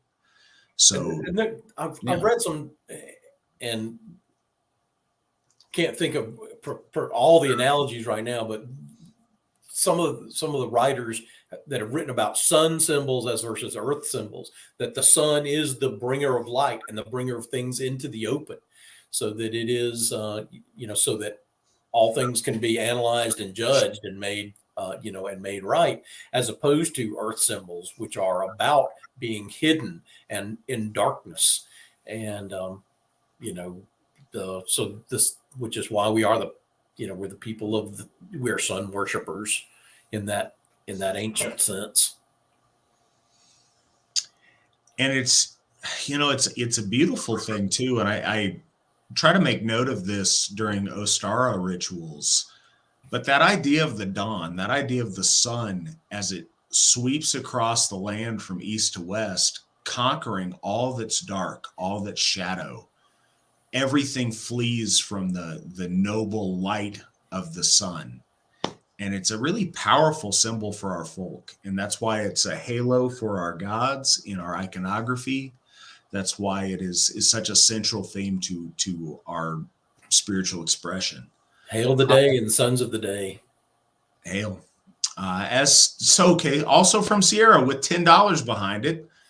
How do you get such stinking awesome folk builders? That guy Nick, who's the tech behind this rocks, as does everyone else. No, Nick's a pretty cool guy. Nick does good stuff. He polishes this up and makes this broadcast look way more professional than it would be otherwise. He's absolutely fantastic. Sierra's not so bad herself. She's a really good folk builder we have out there in California. I know it's kind of a joking question, but in a very serious way, how do we get such good folk builders? You break a few eggs to make an omelet. The folk builders volunteer for that spot. We've learned a long time ago, it's typically a bad idea to pick somebody you think could be good at it and kind of pressure them into the role. You want somebody who steps up and of their own accord wants to do it, wants to do a really good job of it. And that's hard to come by. And, from an Overwatch position, in the position I'm in, seeing everybody everywhere, you always want to have the right people in the right places. And it's very hard because, as Alan is well aware, I'm not the most patient man in the world. And just the most patient man in the room. I'm the only one in the room I'm in, and I can't say I'm the most patient man in the room. And that's true. I don't shy away from that. I think that's one of the reasons that we have some success that we have. But realistically, you hope for these people to step up, but you can't make it happen. You've got to wait till the right people step forward. And we've been very blessed with some really great people stepping forward lately. We have the best folk builders we've ever had. And these people step in, they give of themselves. There's a certain minimum that they got to do to make it work. But so many of them go so far above and beyond that in hosting things and building relationships with our members, in really building the community in their area, and with working with the rest of us to make this all work. Our folk builders are they're very much the tip of the spear as far as our local interaction. And, I can't be everywhere. Our Gothar, even though we've got a lot of them now, they can't be everywhere. So when people think of the AFA, it's always a challenge to make sure that when they think of the AFA, they think of us and not those guys out there. And I hate that when I hear that from our members, and I don't mean that rudely to them, but when I hear members say, you guys are doing great, you guys are doing this, no, they're getting it wrong. We're doing this together. us guys are doing this.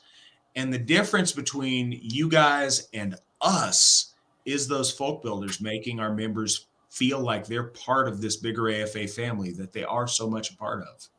So, and I think the way that we get such production out of the folk builders, and, shout out to Mike Joyner here on the private text. He's been, slaying it down here in North Florida. We have high expectations. It's like, get out there and kick some butt, and they do. They rise to it. And I know Sierra does a great job out there where she is. Iron sharpens iron, and that's the thing. We've got great people holding up, and what I really like to see is in a healthy way competition, and we see that. So we see that a lot right now, specifically between Ohio and Florida, right? Who can do the best, who can get their member count up, and ultimately the AFA wins. So whoever wins, the AFA wins, the gods win. But it's really cool to see everybody rise to the challenge of their fellows in this to be the best they can be. And we've got great folk builders. Human Manipulation Nation. Vanity and ego are best to be tamed, and constant effort on one's own appearance seems kind of silly considering how short time is and how many noble works need done. Is this just silly overthinking? So I disagree with you. There's a point where you're just preening and ridiculous and become effete with it. And that's not what any of us are proposing. Perception is reality in the sense that it sets the tone. Your first impression is more important than your subsequent impressions. It's not that you can't ever fix it, but it takes so much effort to change an opinion once it's established. If you lead with your very best, everything in your life magically becomes more successful. And it does because of the energy that you're putting out doing it. And I think you hit it exactly with your first statement. It's, you want to do enough, but not be overwrought with it. And I often think about that actually with the path of Asatru, that we are very much the middle path. It would be easy to say, no, this, yes, that, and just have this big bright line between, what the Christians used to have to do in the Middle Ages, which was not to bathe, because that was to think too much of the body, versus now what people do, spend 2 hours in the, in getting ready, 3 layers of creams and ointments and hair do and beard oil and all that other stuff. But so you want to be presentable and nice, but not,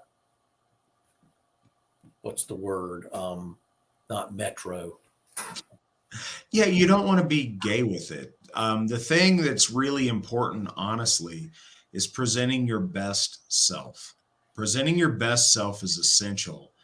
And it's very important. It was always important to our ancestors. You see in our lore how the people, when they rode to the thing, would wear their best that they had. And, they have the thing of the, so many of the grave goods that they found, they have the little, what we would call a key ring, but it's a little steel ring, and it has a toothpick and an earwax scraper and a little scissor to deal with your, so you can have enough of that, but without being overdone. So our law speaker just cut me off and stole what I was about to say. Because I picked up the vibration, and it's weird. It is kind weird. No, honestly, that was one of the things we noticed at the museum in Stockholm. So much of what our ancestors had was beard trimming devices and clippers and combs and things to make themselves look their very best. Trying to look your best is so. The fetch and the lich and other parts of our soul complex feed on each other. Your body is a part of your soul complex. And by you making that body the best it can be and presenting your best visual appearance, that is a reflection of your soul. If you let that part lag and you look unkept and out of shape and you look subpar, that is an indication of where your soul is at. You taking care of yourself speaks of discipline. It speaks of the dignity that you hold yourself in. It speaks of a lot of our virtues that are really important. And it has a tangible effect on the world around you. You mentioned all the good work that needs to be done. You are much more effective at doing any of those works when you look good as when you don't. And it sets your mind into that spot. You know, I'm glad that you reminded us of the second part of that question, because it's absolutely, it's not all one versus none of the other. You know, you can certainly, if you spent 4 hours, you know, brushing your beard and parting your ponytail, then that would be beyond the point and be taking away from the work that you would be able to do. But it helps you do your work. I know there's a book that I've given to 2 of my kids that they've safely ignored about, you know, that one of the military guys said, you know, you start your day by making your bed. You know, you make your bed every day. And it's not because your grandma's going to come over and give you a spanking if your bed's not made. It's because it puts you in the mindset of being neat and tidy and orderly and make sure that there's order in your world and not chaos. Absolutely. All of that, it does put you in a much better frame of mind. And in a completely different way, if you're a folk builder for the AFA and you look good, it's going to attract other successful, good-looking people to want to join. If you look unkept and you look like, you know, if you look bad, it's going to make people less likely to be part of what we're doing. If you're a Gothi in the AFA and you don't look like you have even your own your own hygiene under control, no one's going to come for you with advice and trust that you know what you're doing. But if you look like you have your stuff together, if you look like you take care of yourself, it's much easier to put confidence in you when you do something. If any of us go before anybody for anything we're trying to do, for a guy at a bank for a loan, or a person for a job that we want, or, you know, a potential mate that we want, and we don't look our best, we're going to have much less chance of success. If we put our best foot forward in everything we do, we're always better off. Anything else is just an excuse to not try that hard. And I don't mean that rudely. That's just very much what it is. Cliff asks, if you have not touched on this yet, can you please go into the origin of the F word? Alan, can you etymologically go into the origin of the F word for Cliff? You know, I've heard 17 stories of what the origin is. And so the answer is, I don't know. So I could make some stuff up. I could tell you the stories that I've heard about what it is, but you know, all I need to know is F word bad, no say F word, no say GD. Google says it is of Germanic origin and possibly from an Indo-European root meaning to strike. And it is cognate with the Latin pugnus or fist. Oh, how about that? So there you go. Pugnacious. I'm gonna pug you up. There you go. That's better. That one's authorized by the Lawspeaker. Otto asks, how was the bloat structure changed since the beginning of the AFA? What parameters do we have to adhere to, and what latitudes are we allowed? It's an interesting question, Otto. So talking to Steve about this a little bit over the years. Mr. McDowell. No, because I'm an Alsherjargothi. We can co Alsherjargothi speak. Okay. No, realistically, talking to our founder, Steve McNallen, though, over the years, because, and a lot of people don't realize this, Steve, founder McNallen, very much is the guy that invented the modern bloat structure and the way that we do it. Now, certainly we think that our ancestors did something that was similar in a way, but he was really blazing a new trail when he did that. My understanding, and from reading things and from talking with him about it over the years, is it was more theatrical, I think. Back in the early days, there was an intent on, like I've criticized before, but it was an important step that we needed to take. And it's easy to look back on it now and see the different ways that we do things different, but it was a fundamental time. So a lot of it was a little bit more LARPy and, trying to put on Viking airs and how to do it, and wearing Viking costume and talking in ye old time language and whatever. The fundamentals of practicing in a circle, of speaking over a horn of mead and imbuing that with our might and our main, those have still remained the same, certainly. I think the basic structure of inviting in, the calling, and I know that Dr. Flowers, Edred Thorson, he had a big part in this as well back in the Asatru Folk Assembly. But the basic structure of calling the gods, of saying, I think it was called the reed back then, but of saying something worth saying before the invocation, as it were, giving a gift to the gods and receiving a gift with a horn of mead around a circle is very much the same way that we do it now.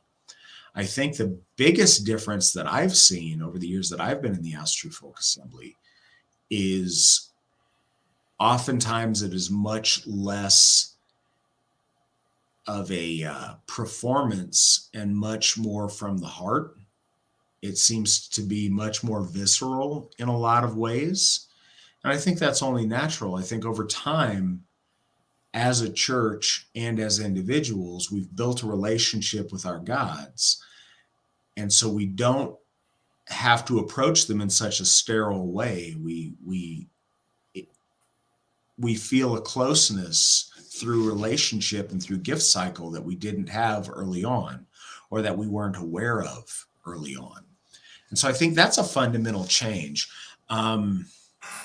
It's hard to say what the specifics of this, Otto, are much more specific if you get into the Gothar program at some point.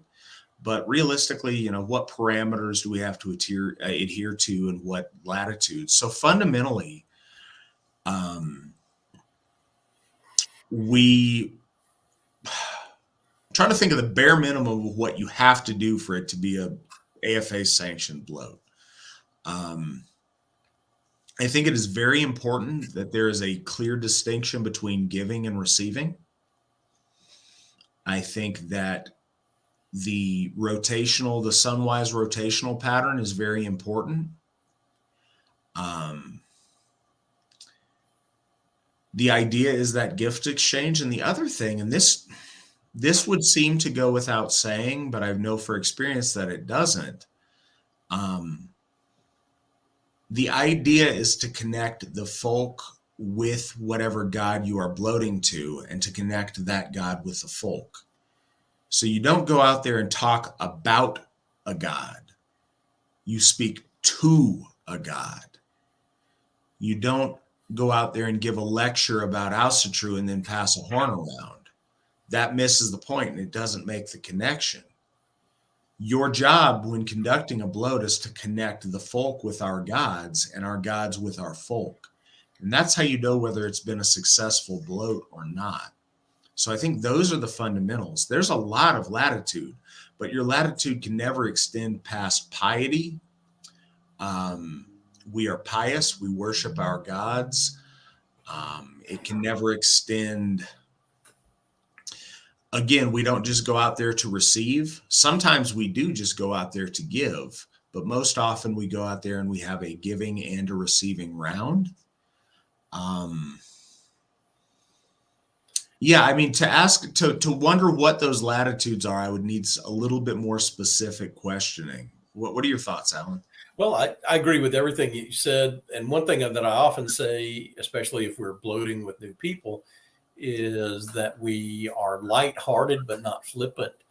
That the words that are said in ceremony are sacred beyond even what we should do, the rest of our lives. And so anything said over the horn has to be said, with that in mind. It's at the same time, I think there's a wide lot of latitude. Now, the ceremony has evolved a lot since I've been involved in the AFA. It is much more formally structured than it was, 15 years ago, and that I think is very positive. I think that we're getting finally in that spot where we view ceremony as a time aside. It is sacred space and sacred time. And one pressure that I have felt as a Gothi or even merely an officiant is I always feel like I'm taking too long doing stuff. I don't want the bloat to last too long because I feel like people might be impatient or want to get on with something else. But I've gotten over that just because I think that these few minutes or longer that we spend in communion with our gods is the most vital thing that we do. And so I think that would be the other part, and is that setting aside the sacred space from the rest of the world. Our hofs are already dedicated, so we don't have to do that separately for the hofs. But if you're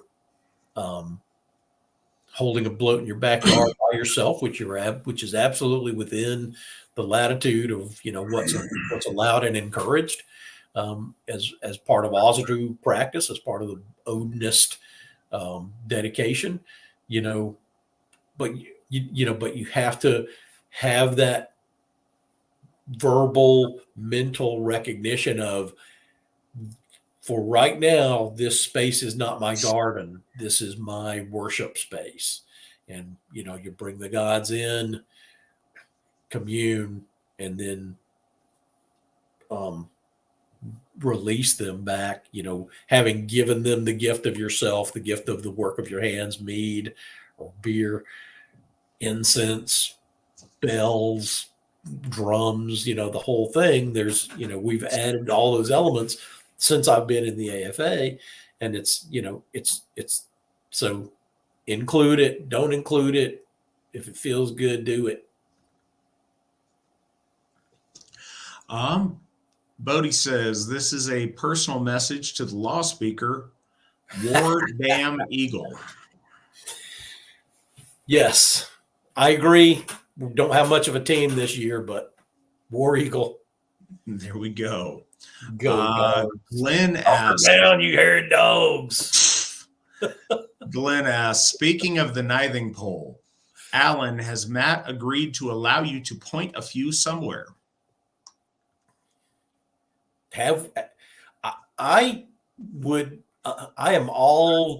be 100% in favor of, having a website or an actual pole set somewhere and setting up Nithing poles against some of the people who richly deserve it. We wouldn't spend a lot of energy on it, but I would think a little bit pointed in that direction would be well taken. We would need quite an amount of dead horses to do this. I don't know if we can go to the knackers and get like the heads or what we can do, but we'll look into that.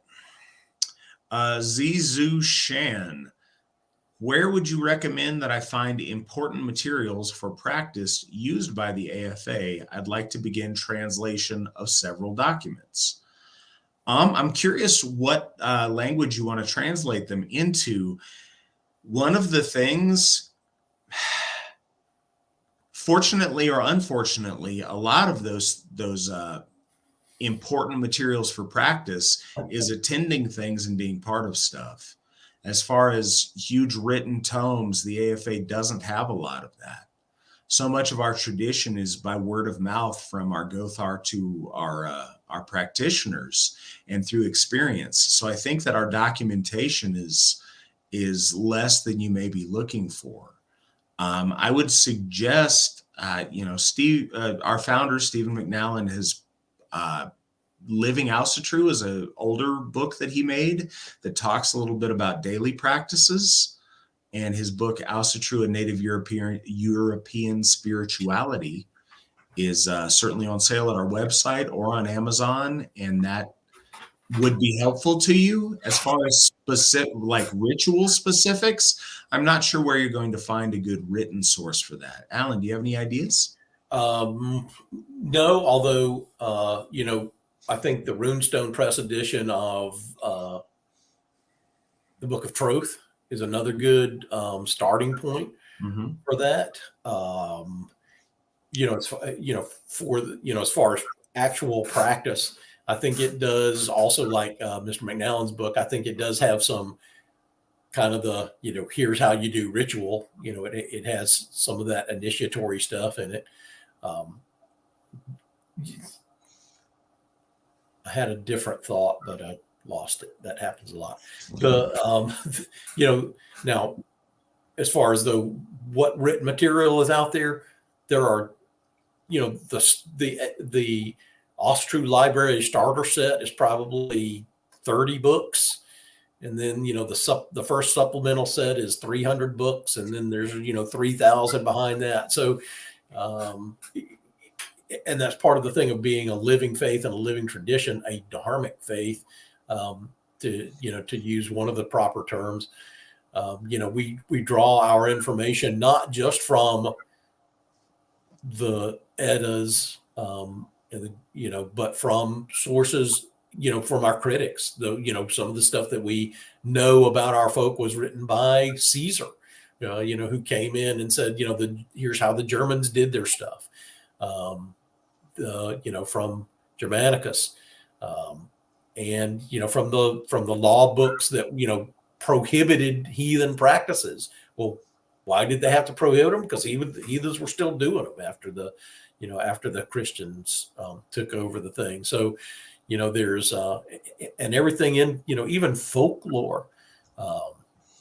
We can recognize our own traditions in. Yule is the easy one. Jesus didn't say anything about bringing in a tree and putting lights on it. That's all straight Yuletide tradition. Easter is bunnies and fertility with eggs and all that stuff. So it's all out there. It's just beneath the veneer. All you have to do is, when you look for it, you'll see it.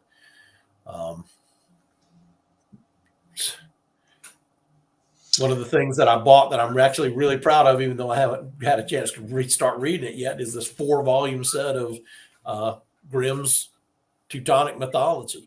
Because that's all of our practice out there. It's all the folkways that we had. It's it's right there, just waiting to scrape off the little plastic coating and find the 4 cherries underneath. So Daniel asks, for both of you, describe what it meant to be ordained and what the experience was like. Alan, go ahead and go first on that. Okay. Ordination was certainly a moment of pride for me. It felt like the culmination of a lifetime of spiritual seeking, that to have not only done, read the required reading and understood the thought at a higher level, and performed Bloat in front of my peers, but then to be recognized by the people whom I most respect in the world, it felt like I had finally made something of myself. it was every bit like taking my oath as an attorney, although, with people that I actually liked being around me.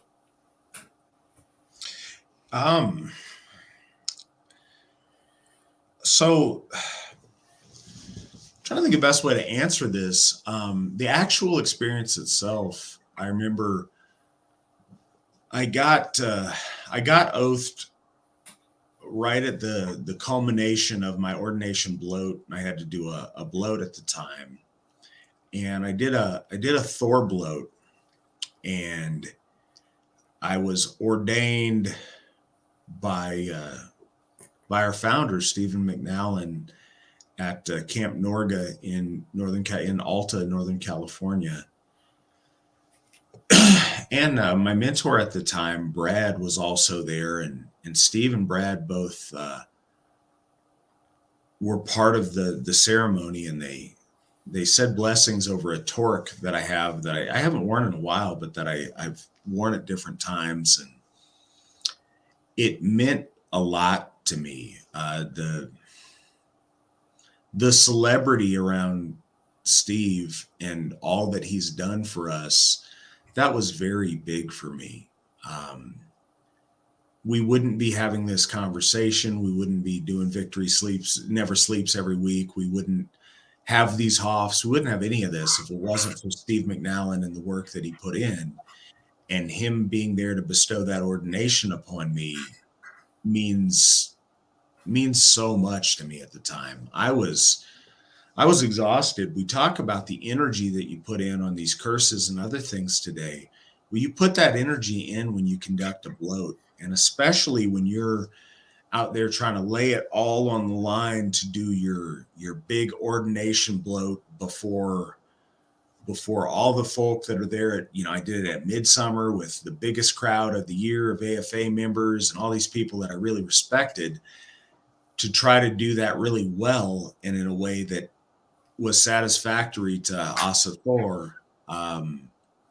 It took it out of me. It's surprising when you do that, how much energy it just drains. I had to go take a nap immediately afterwards. It just zapped all the strength out of me. It was really important, and it's meant so much over the years. It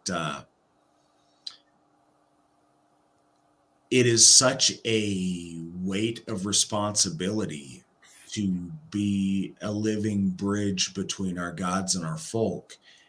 And it's a constant task. And I may be the Alsherjargothi. I have a lot of administrative running the AFA stuff that I do, but fundamentally the core of that is being a Gothi, being a priest to our gods and a priest for our folk. So I find myself, I think daily is maybe too far, but almost daily fielding counseling calls and calls to be a Gothi to our people. And it's such a blessing. I'm so very proud of it, but it's a really important responsibility and something I'm always trying to be conscious of, because you're not just a Gothi when you put on the Gothi stole. You're a Gothi 24/7, and that requires a certain vigilance and a certain commitment. And it means a lot, and something that, if you are a Gothi, you should think about this every day. This should be something that's always on your mind. It should be one of the first things you think of when you wake up, and one of the last things you think about before you lay your head down. And it really has been that for me. So it's a big deal. Absolutely. I want to go back though, because while we were talking about this, it made me think about when somebody asked about, I think it was Otto's question about doing bloat. One of the things to understand is, bloat we do, every month or so, once a quarter. The main relationship that we understand is our relationship with our ancestors. So I think the fundamental element of the way is to have an ancestor shrine in your home, with either pictures or tokens of your ancestors, both, and just go every day and just offer them a moment of remembrance. Thank you, grandfather, for allowing me to be alive today. Yeah, I think it's very often overlooked, unfortunately. And I think that sometimes that cuts both ways. I think sometimes it just happens and you don't put the significance to it or make mental note of it. But honoring your ancestors is such a core of what we do. And it's unfortunate that people do overlook that. That's the most accessible and the easiest thing for us to do. And it's the easiest to incorporate into our daily life. And it's a shame we don't do it enough. And I'll also throw this out there because I think this is a decent time to do it. Honoring your ancestors, it is amazing how comfortable we are going before an altar in a picture of grandma or grandpa and making offerings and honoring them and this and that. But it's really stark when you juxtapose that with when grandpa and grandma are still alive, how often do you call them? When they're still with you, how often do you make that connection? You're going to be all pious and devoted after they've passed, but many of you, if you're fortunate, have living time with your ancestors while they're here. Somebody who's lost loved ones and lost ancestors, make the most of that time. If as soon as they die, you're going to put them up on the wall and worship them, why wouldn't you give them some of that while they're here? Why wouldn't you go spend a weekend with them and let them tell you some of those stories? Yeah. And, I'm guilty of it too. I get it, but I think it's something we should all be more conscious of. Cody asks, Matt and Alan, how do you feel to be part of the greatest Asatru family ever? Alan? That's such a wonderful question, because that is exactly how I feel, that I'm part of the and I've said before in small company, that the time I spend in, doing, in and around the AFA, that's the good stuff, and I'm honored to have done my little bit to help make that happen, and to feel honored and loved and respected around, a group of people that I honor and love and respect. That's the real thing. And we are manifesting it.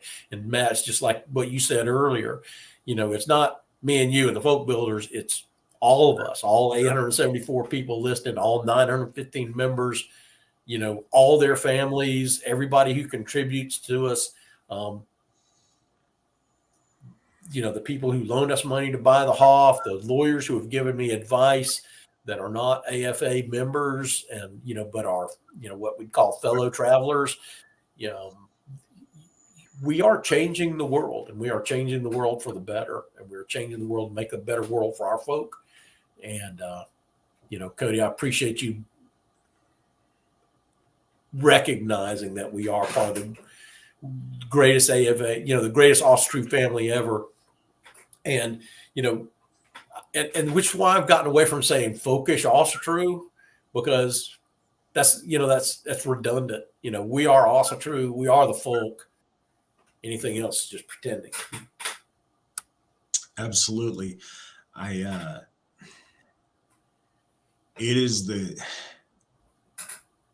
can't imagine anything greater, anything better than being part of, as you said, the greatest Asatru family ever. When I talk about my AFA family, for somebody who isn't part of this, it's easy to see that as some kind of a, cool marketing thing. It's not.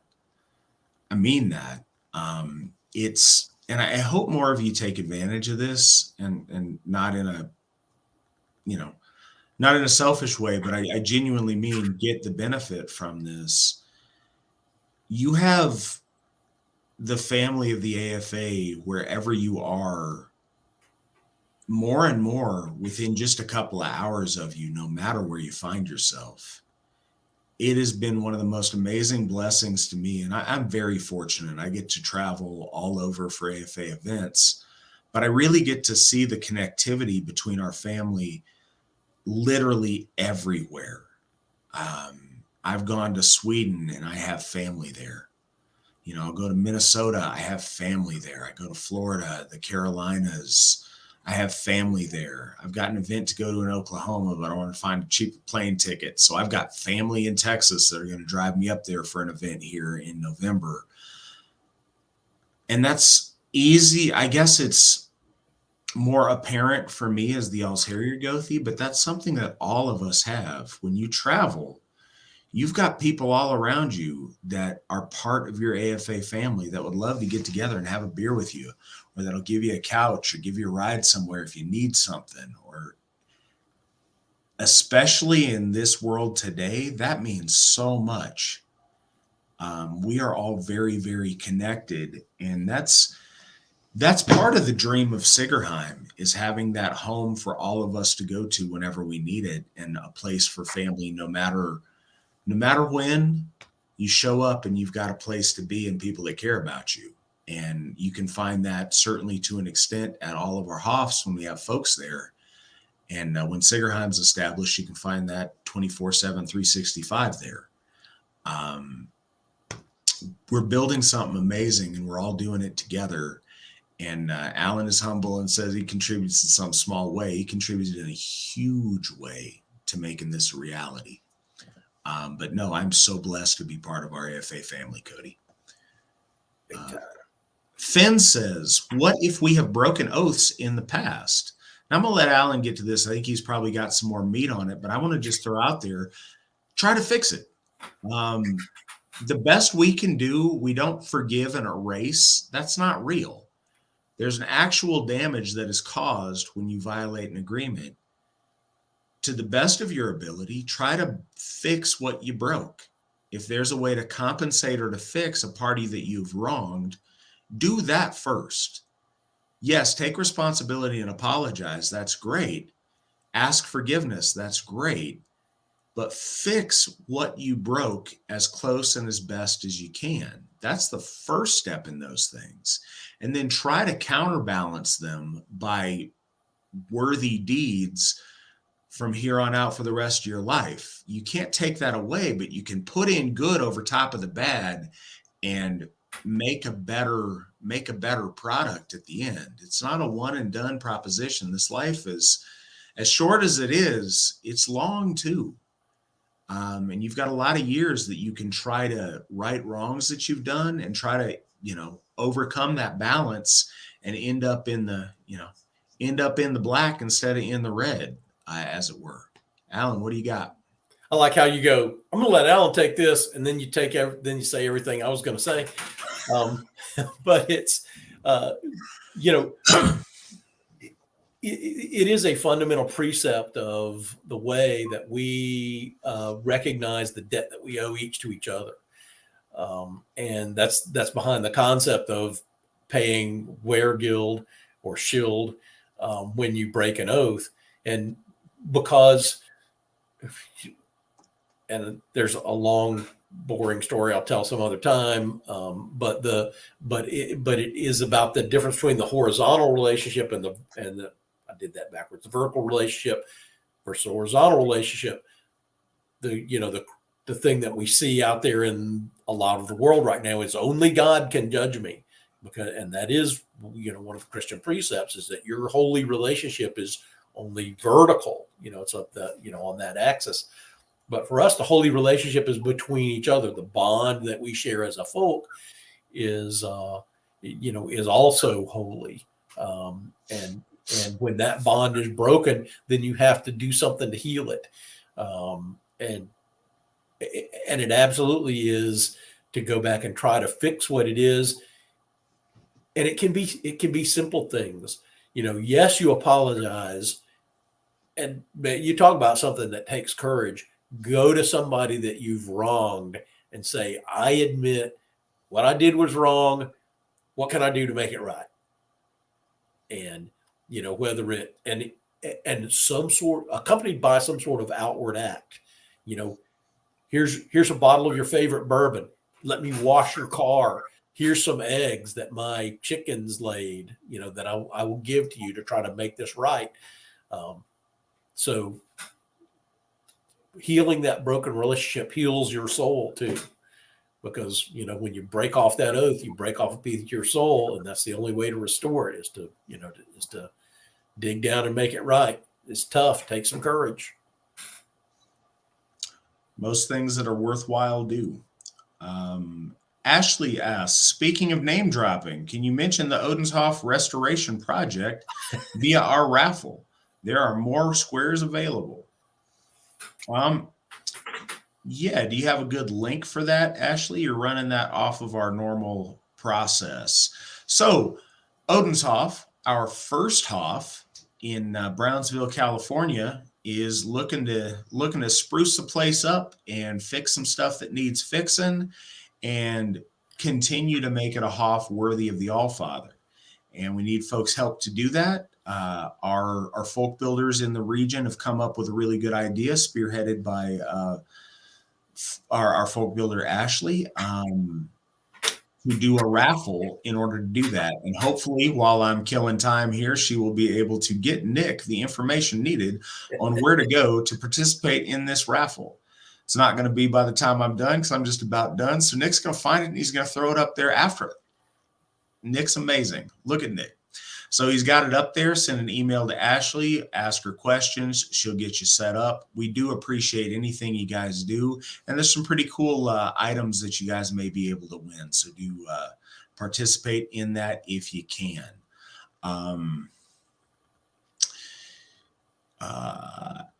Ansgar Drenger question, is there a way for those of us far from the Hoffs to donate to the food distribution efforts? Absolutely there is. And thank you for wanting to participate in that.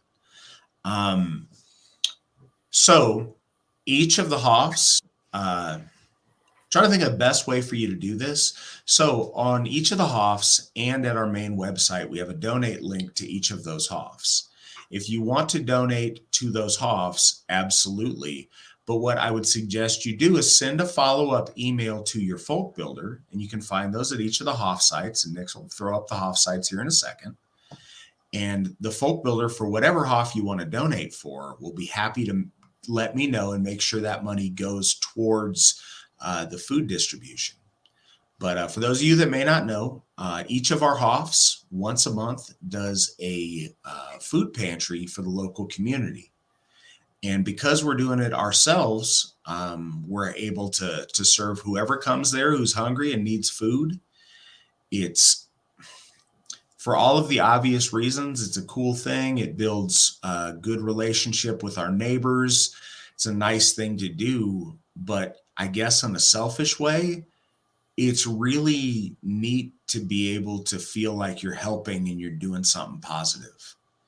In the world that we live in today, so many things are so far out of our control. There's so much negative out there. It's easy to be overwhelmed and feel powerless. At our food pantries, one day a month for a few hours, our folk get to be there and do something in a tangible way that helps their community, that allows families that wouldn't have had food to have food, to allow children that would have missed a meal to have a meal. Those things are really important, and it's good for the soul to be able to do it. So thank you for wanting to contribute, and please go to either, any of those 4 links Nick has up there, and reach out to a folk builder and just let them know. Honestly, reach out to any folk builder and they can get me the message and we'll make it work out and make sure your funds go where you want them to go. Okay. I'll let you take this first, Alan. Finn Wraith asks, can America still be saved? Oh boy.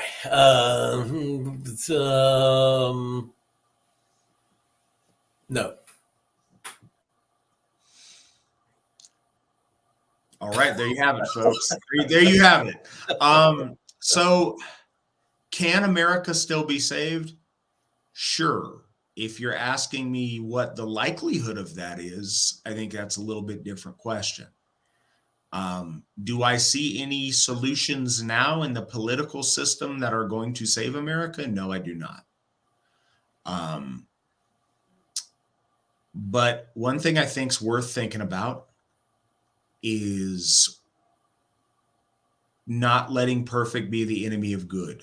There's small things that are good for America or good for you and your part of America that you're in that may not have potential of fixing everything, but that may make some things better for some people. That's still worthy. But one of the things that we're trying really hard to do in the AFA is those big questions that you have. So many things are beyond our power as individuals to fix, but we're very lucky in the fact, and the AFA is getting bigger every day, but we're in a place where the things you do within the AFA matter. One person within the AFA can make a huge difference on making the world a better place for us. And that's what I mean by my answer. Just sorry to cut you off. Go ahead. That's what I mean by my answer is, I'm sort of evolving into this place where what I'm worried about is keeping my family and my folk, and if I can get my, where's my camera? If I can get this much of my circle safe, then maybe the rest of that other stuff will take care of itself. My goal is to stop worrying about the rest of that stuff, and practice my religion, protect my family, love my folk, and the rest of y'all can go pound sand. Well, so, this is kind of a theme tonight. Your energy and your caring and how much of yourself you put towards something is a limited quantity. And if you're dispersing it out there to a country of 300 million people that is woefully askew right now, unless you have a very productive way to make a change there, I don't think it's as efficient of a use of your energy than to focus on your time with the AFA and to build within what we have beautiful things. There's so much in the world I can't fix, but there's a lot of things that we can make better. And in the AFA, we're doing that. We hunkered down and we've got 4 Hofs now. We're getting Sigourheim. We've got the Asatru Academy now teaching our children. We've got families, we've got children, we're building relationships and families within the AFA. We're fixing what we can. And if that spreads out to America as a whole or wherever country you find yourself, great. I hope that it does. We can be that leavening that, that makes the loaf whole. And, if I were a younger man and, knew now and had, was in a little bit different life track, the way to save the ideals of America, which I think are really our own folkish ideals, is to be active at the local level. We may not be able to save America, but you might be able to save your school district if you show up at the school board and demand that they normalize the way your children are taught. So, I guess I was a little flippant, a little to begin with, but I'm hopeful, but not optimistic. And, what Alan says is legitimate. First, focus on the AFA. You can absolutely make that better. We are building our own society within the constructs of America that we have now and the world that we have now. And that will stand the test of time. That's doing something good. That's positive, and that'll be there for our children. And as you go out from there, maybe you can save your school board. Maybe you can save your town, maybe your county. And it goes from there. And hopefully that has a bigger impact on the world around us. But I know that it has a big impact on the world within the Asatru Folk Assembly. And we're seeing that every day. Sarah says, please plug the this Sunday's first episode of the AFA Ladies Mysteries podcast. The women in AFA leadership have something new just for women folk. Check out the Ladies Mystery podcast. Look at Nick. He's already got the advert up before I even read the question. So Nick is doing the plug that you asked me to do. Yeah, check that out if you are a lady who is in the AFA. It's just getting started. And honestly, because I am not a lady, I'm at a little bit of a distance from it because I know that Witten Callahan is a part of getting that set up. I know that Githya, Katie, and Anna are involved in it. I'm excited to see how that develops. But yeah, check it out. We've waited for these kind of things for a long time, and we've got the right women who have put forth the right effort to really get some good things going amongst our ladies and amongst the feminine spiritual tradition that we have. And so I'm really excited to see where this goes.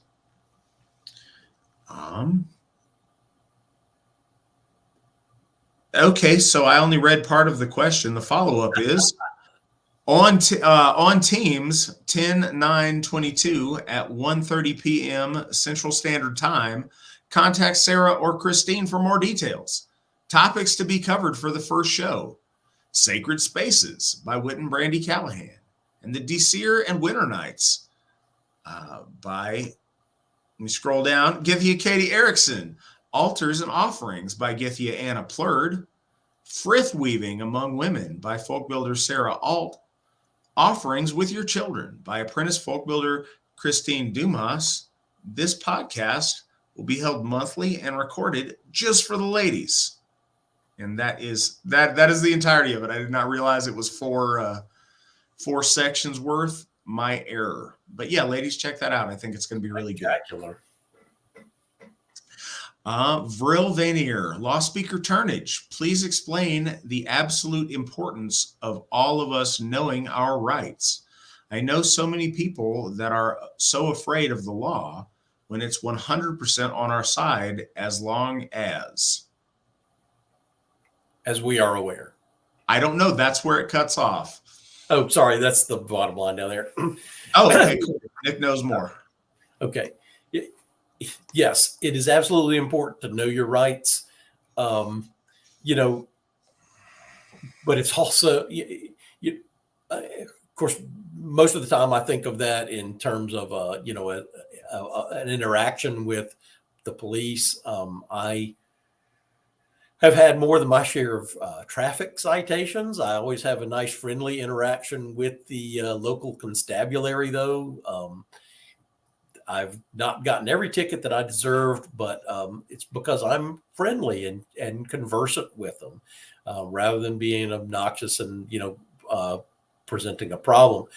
At the same time, if they had ever asked, which they never have, but if they had ever asked to search my vehicle, I would have politely declined and asked if I was free to go. If you're detained by the police, you have no obligation to interact with them. If you ask to leave and they continue to detain you, it heightens the scrutiny that would be subject to any later proceeding. At the workplace, it is a more balanced and more nuanced issue because your employers have rights too. I know that we've had some folk that have, for lack of, to put it in the vernacular, have taken some flack for wearing a hammer openly when they're at work. That yes, you have a right to religious expression, but your employer also has the right to a safe and orderly workplace. So can they stop you from wearing your hammer? Probably not.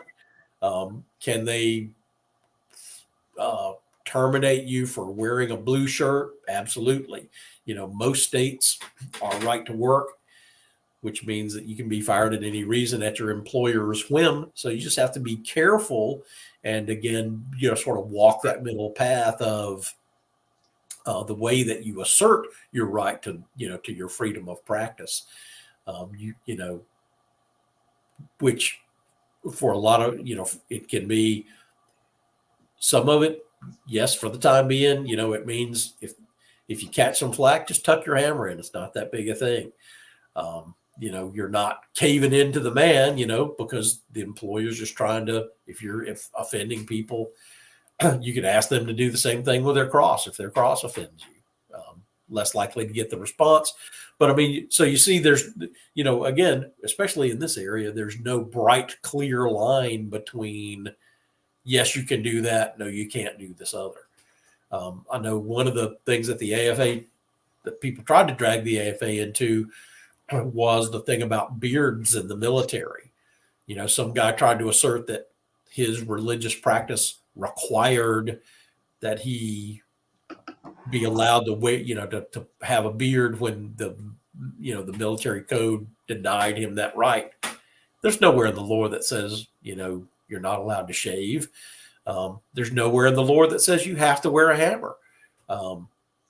Much is allowed, much is permitted. But, it's always a balance. Your employers have rights too. Now, at the same time, in the public space, absolutely. If you're in a public park and you're wearing our symbols and raising a horn to our gods, the state, and by that I mean, the capital S state, local government authorities cannot prohibit you from practicing your faith in a public space. And, for many times we've gotten into that where Antifa bullies us out of a privately rented space and we just go to a state space because the state cannot discriminate against you for your sincerely held religious beliefs at all, ever. So, you can rent a public park as a member of the Asatru Folk Assembly and go in there and raise a horn to our gods and wear our symbols and be proud of who you are, because they can't stop you there. Tony, the King of Cheese. Matt, not a question, but I wanted to say, congrats to you and Mandy on your relationship and your little girl. Y'all are a shining light. Thank you so much for that. I am quite literally the luckiest man in the world and the most blessed. And I feel that, and I know that. And thank you for that. And thank you for spelling y'all correctly. Not everybody does that.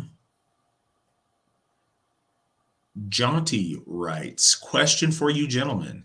Have you had issues for AFA members that are currently serving in the military because of their membership? Honestly, to my knowledge, we have not had any issues with any members who are currently serving because of their AFA membership. I haven't either. I think I would have heard about it too. I know that's very often been a concern of people. It's something that career military people have expressed a lot of concern about. But no, we have never been notified that any of our members have had a problem in their command because they were AFA members. And, one of the other things to note in that context is that the military has now recognized the Thor's hammer as a military headstone. Mm-hmm.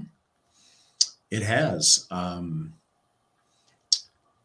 Yeah, that's been 3, 4, 5 years ago. Longer than that. Clark had one, and was at his funeral in 2014, I want to say. God, man, you're getting old. I know, time flies. Isaac, I'm new here. Curious if you all think Odin is an actual existing entity or if it's more allegorical. I don't think I know that Odin is absolutely an actual existing entity. I have participated in the gift cycle with the All-Father for years. I have received many blessings from the All-Father, and I know, as much as I've ever known anything in this world, that Odin actually exists. What say you, Alan? I agree wholeheartedly. and I can speak to personal experience, not in this format, but to the reality, to the real manifestation of the gods. Now, is Wotan a bearded guy carrying a spear, riding an eight-legged horse? Not exactly. He's not that. He is all that and more. He is the highest order manifestation of the folk soul, and that's a very real thing. Yeah, that's an important note. The imagery of our gods in our lore isn't an exact portrait. It's a poetic expression to show the essence of that deity as our ancestors understood them. No, I don't think Odin, is an old man with the white beard and one eye. I think that imagery helps me conceptualize the personality and the essence that is Odin. I think the same thing of all of our gods. But yes, I absolutely do believe that they are unique and individual entities that have personality, that have will, that actively can participate in the gift cycle. The gift cycle is very important. It's the root of all of our ritual interaction with the gods, and to a degree with our ritual interaction with each other. If a being is not conscious and doesn't have will, it can't receive gifts and reciprocate them. It can't receive devotion and grant blessings.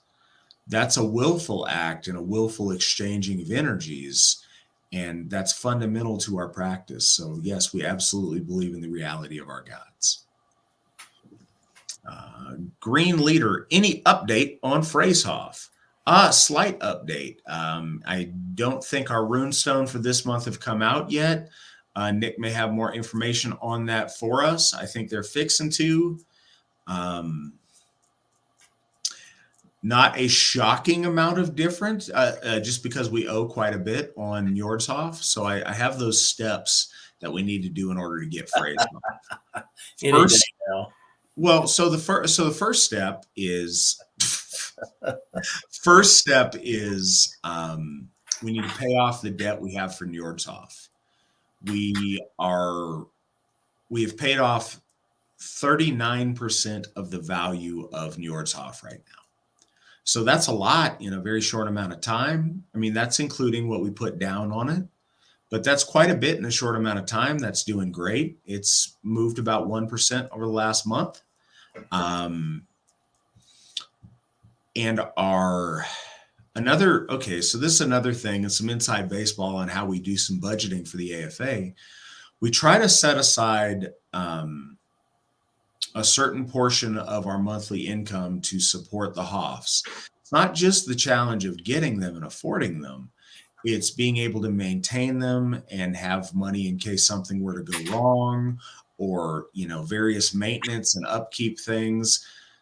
It's a responsibility that we're taking on getting a Hof, not a one-time purchase. So we want to make sure that we can fund those comfortably and still be able to grow. To do that, there's some economic points with our monthly income we need to hit to justify getting another Hof. And pull it up here. We need to up our monthly income overall by 17% to be in a spot where we are comfortable going ahead and moving forward with Freyshof. So, keep your donations coming in. We need to get more members, and we will get there. But those two things need to be in place before we make it happen. So that's where we're at. Any day now. Any day now.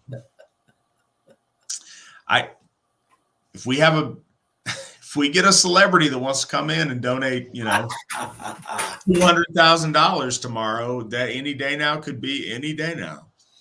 That is possible. Brendan, is there anyone around Portland, Oregon that I can meet to talk and learn more about the faith with someone who knows more than myself at this time. Yes, first, we do have members in that area, Brendan. What I think that you need to do, though, is talk to the folk builders that are closer to Seattle, Washington. I know it's not right there, but it's 2 hours away from you. I'm sure that they would be happy to come your direction to help make that interaction happen. And we've got some really good people up in the Seattle area. Mason Johnson, M. Johnson at runestone.org. I'm sure Nick will throw these up. Would be a great guy to talk to. And Carter Schaefer, also in that bigger Seattle area. C. Schaefer at runestone.org. Both of those gentlemen would love to help you and would love to hear from you. Cliff asks, you mentioned stoles. Why do Asatru Gothar wear stoles? Because they look super cool. Did we mention stoles? I did mention stole in passing when I talked about the responsibility of my ordination. I didn't say I'm not just a Gothi when I put on my stole. Because they are distinctive and recognizable as clergymen. I've gone back and forth a number of different times with different ideas on what vestments to wear as a priest of Asatru. And the stole is pretty well acknowledged in the West as being a marker of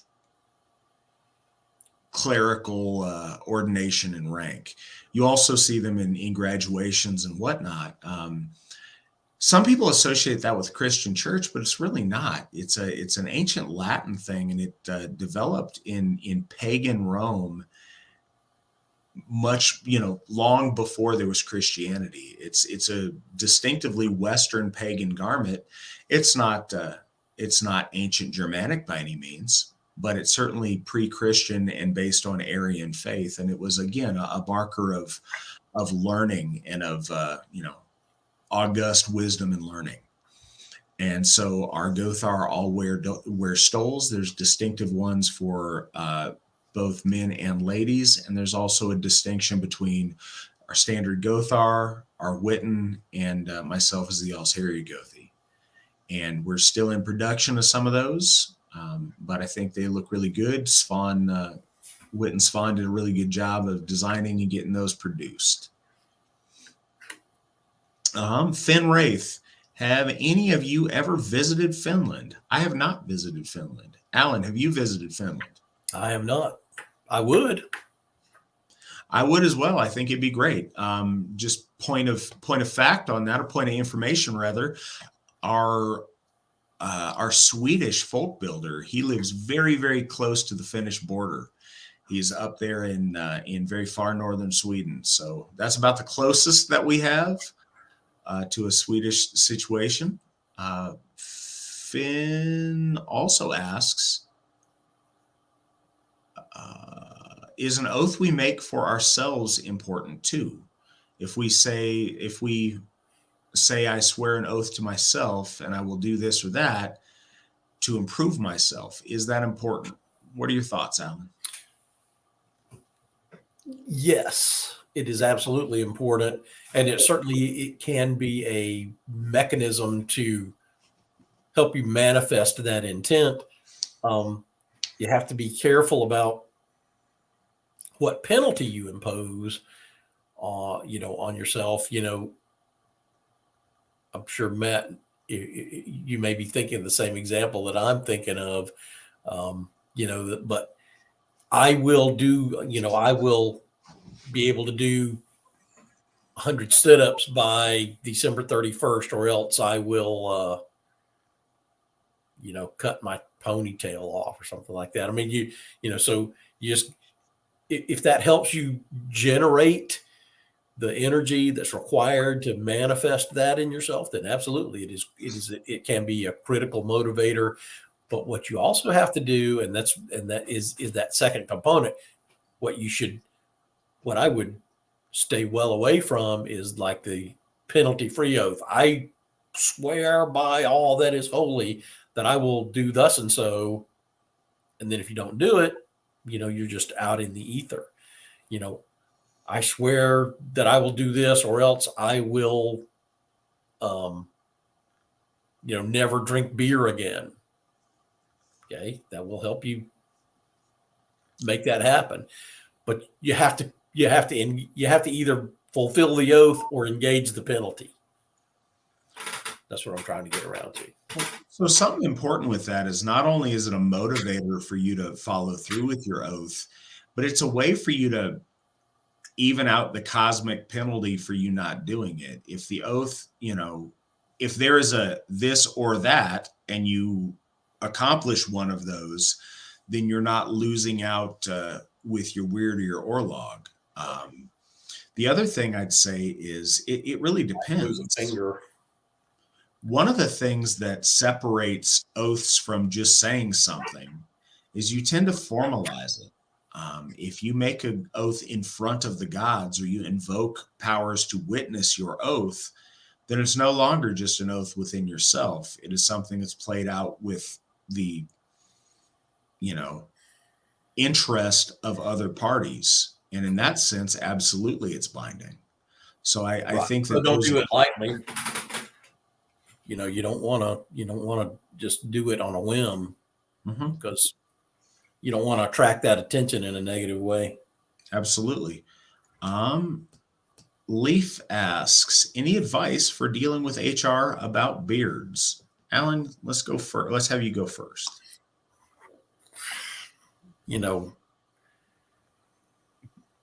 I think the reality of it is that in the modern workplace, HR is in charge. I think which I know is somewhat easier for me to say because I'm self-employed, so I do what I want, but at the same time, I conform myself to the community standard. Keep it trimmed, keep it neat, be nice to people, and then if you're doing your job right and you're sweet to everybody, then I think they will be a lot less concerned about how long your facial hair is. My advice is shave or get a job that's cool with you having beards. I think that one of the things that we need to find a balance on is individualism. We've placed such a high value on it for so long that we let it override other things. And I think that your employer wanting to have a certain visual for the people that work for them in whatever that capacity is very reasonable. I think Alan's advice is right. A lot of places that you work, most places that you work now, you can probably get away with a lot of that if your demeanor is good, if your, facial hair is well maintained and not, raggedy. A lot of those things will certainly help. But if your job is, if there's a uniform standard that you can't have a beard there, then shave your beard. Or, like I said, find a job that's, in keeping with your fashion sense that you want to have. Right. Lucius, what is your position on the goddess Hel and the worship of her? Alan, you got thoughts? I don't think I've ever participated in a ritual where Hel was invoked. I don't think that she is a goddess that would be worshipped. I think she's more like she's certainly a place in the pantheon, but not, I would never envision her. I've never even heard her invoked in Sumble or anything. And I think I would object if it were. I mean, she's the gatekeeper to the realm of the dead, but I've never heard her invoked. I've heard her invoked in Sumble.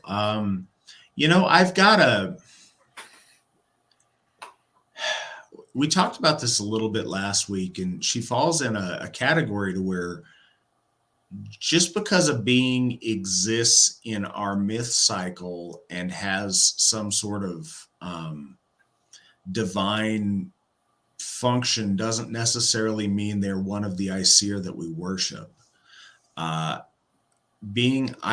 In the AFA, we don't officially have a worship relationship with Hela, but I think that respect is due, and respect is reasonable there. There's no reason to feel that she is malicious or, bad. She entertained Baldur in splendor when he was in her realm. I don't think she's not someone that as the AFA we have a relationship with, or we do worship practice with. And because she makes many people uncomfortable, it's probably not appropriate to invoke her ensemble. It's not as much of a slap in the face as invoking some other powers that are more malicious, but she's one of the beings that we tend to, have a certain amount of respectful distance from. There, that's a good way of phrasing it. And another thing that informs that is that that there was never a ritual center with her name attached to it, and there aren't any cities. That's one of the other things that that all of the other deities that are worshipped, there's lots and lots of Odinsheims and Freystead and all that, but there's no Helheim except in hell. Yeah, that is a good marker to judge whether it was some, a being was something our ancestors placed stock in or worship in. Right. Jason asks, Matt, when are you attending a Baldurshof event in the future? I don't know. There's always a possibility, but for sure the next one I know I'm going to is Fall Fest of next year. I will be there at Fall Fest 2023, barring, some horrible unforeseen circumstance. I've been at all the Fall Fest thus far, but I've been to other events at Baldurshof because it has happened to be congruent to some of my travels, so we'll see. I would love to be as many of those as I can. I love Baldurshof, love the people there. I love the building. I love Baldur, and it's a really special place. So guys, we have been going for 3 hours and 17 minutes now. We are down to 3 questions in my question section. If you have questions that have not been asked that you want answered, please go ahead and get those out there. You got till we answer these 3 questions to have some more lined up, or we'll call it a night. Isaac, where will Freya's Hof be? It's a fine question, Isaac. That's planning pretty far out. So we have 12 gods that we're getting through before we're going to our goddesses. So we're quite a ways away. We have planned out right now where Freya's Hof and Tyr's Hof will be. That still leaves, I believe, 6 god Hofs to establish, and then the time to get to Freya's Hof. So the whole map could change for us by then.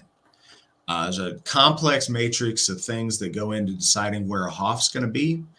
And one of the most important ones of those is having a functioning community that's got longevity, that's got a history of staying power, and that's got volunteers there that are going to make that Hof successful. And we also need Gothar. You can't really have a temple to our gods with no priest or priestess to attend to those rites. So those things need to be in place before we have a Hof somewhere. Question from Nick. Can we get a minor civics lesson on the First Amendment and how it bars the government from restricting those things, not private citizens from restricting it on their property, etc.? I leave that in the capable hands of our law speaker. God, do we have another 3 hours? There are books and seminars and weekends spent on First Amendment law. The way the First Amendment is interpreted presently just says that the state cannot discriminate against religious practice. Now, what they can do is they can't, you can't have a human sacrifice and call it part of your religious practice. So anything that would disturb, the public order or violate practice neutral laws, they can enforce. You can't do any of that stuff, but otherwise, anything that is your fundamental religious practice, sincerely held religious belief, the state cannot interfere with it. I mean, that's the long and short of it. If you had something particular in mind, I'd be glad to talk with you about it in private. But again, that's why many controversial entities rent meeting space from the state, because the state is not allowed to practice viewpoint discrimination.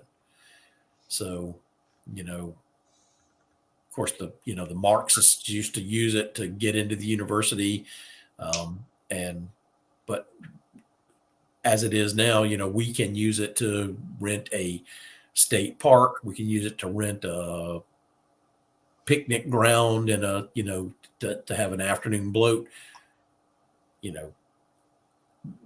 There are certain extremely rare exceptions, but the broad rule is the state can't discriminate against us. And that's the seminar. All right. Abortions. What penalty is there for those who make these mistakes? Asatru is not a punishment-based faith.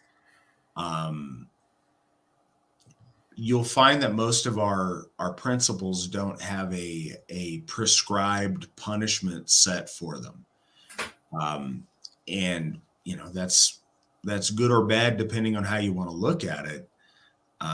What I do want to say is, from an Asatru standpoint, from a human being standpoint, killing babies is bad. Sometimes it is a better option than perhaps some other options on the table. Certainly our ancestors had to make some really tough choices in times of famine or other things. There's a lot of circumstances out there, but it's bad. It may be better than other options sometimes, but it's still a bad thing. And it's worth saying that we live in a day and age where people will gleefully celebrate the killing of children, and that's monstrous. Making decisions of who will live and who will die because of necessity is unfortunate, but to celebrate that is evil and bad. What penalty there might be, I think that's between you and the gods. I think there, depending on who knows, there may well be a social penalty depending on the attitude that you have with it. I think ultimately that's going to be a situation of judgment before our gods when you find yourself, in the afterlife. Alan, what are your thoughts? I agree with a lot of that. One day you'll sit in the doom chair and your life will be judged. So, I think that's your conscience is your own penalty in that case. So, okay, next question is, can the AFA stand as an executor if we request that in our wills or trust? No, an executor has to be a person. If you named, well, let's say it this way, I would accept appointment as executor of your will. If you chose to do that, generally speaking, it is better to have someone close to you, both physically and,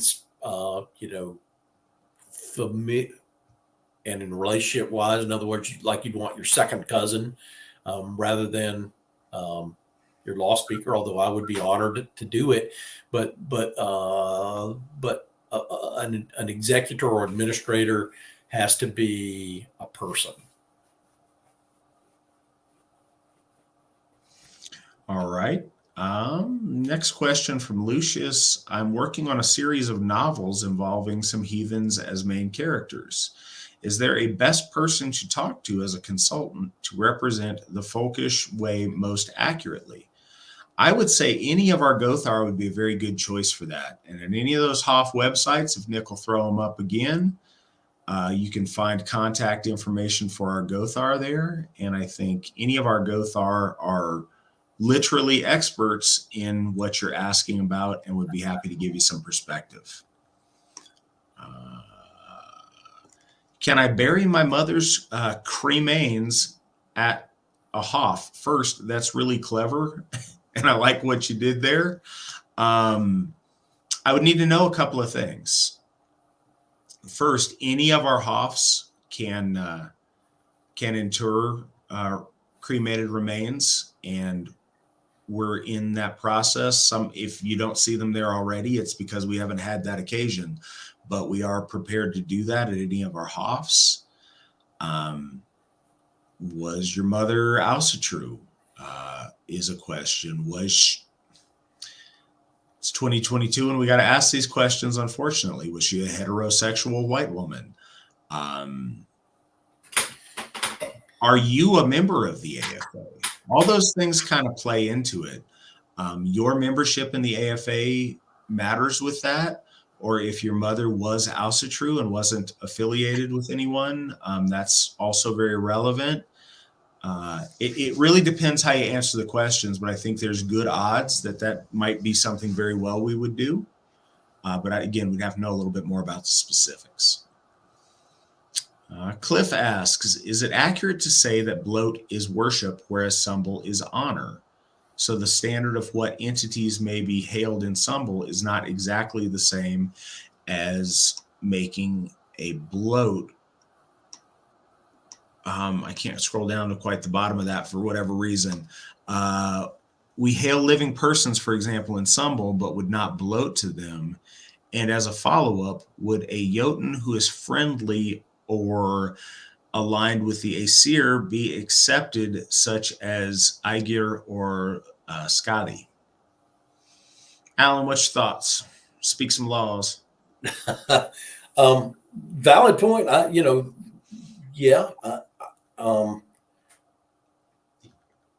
think certainly the lore recognizes that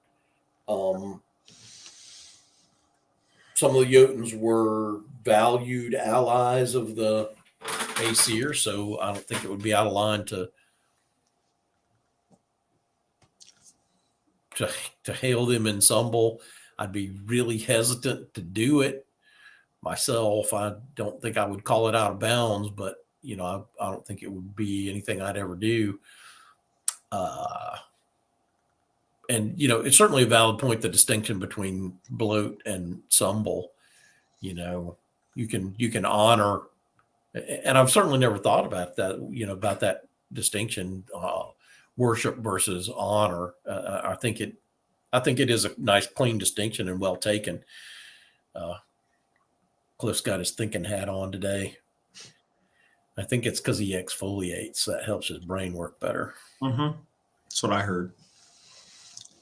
I think I'm with Alan on that. I guess that's another thing about his Lawspeaker-ness.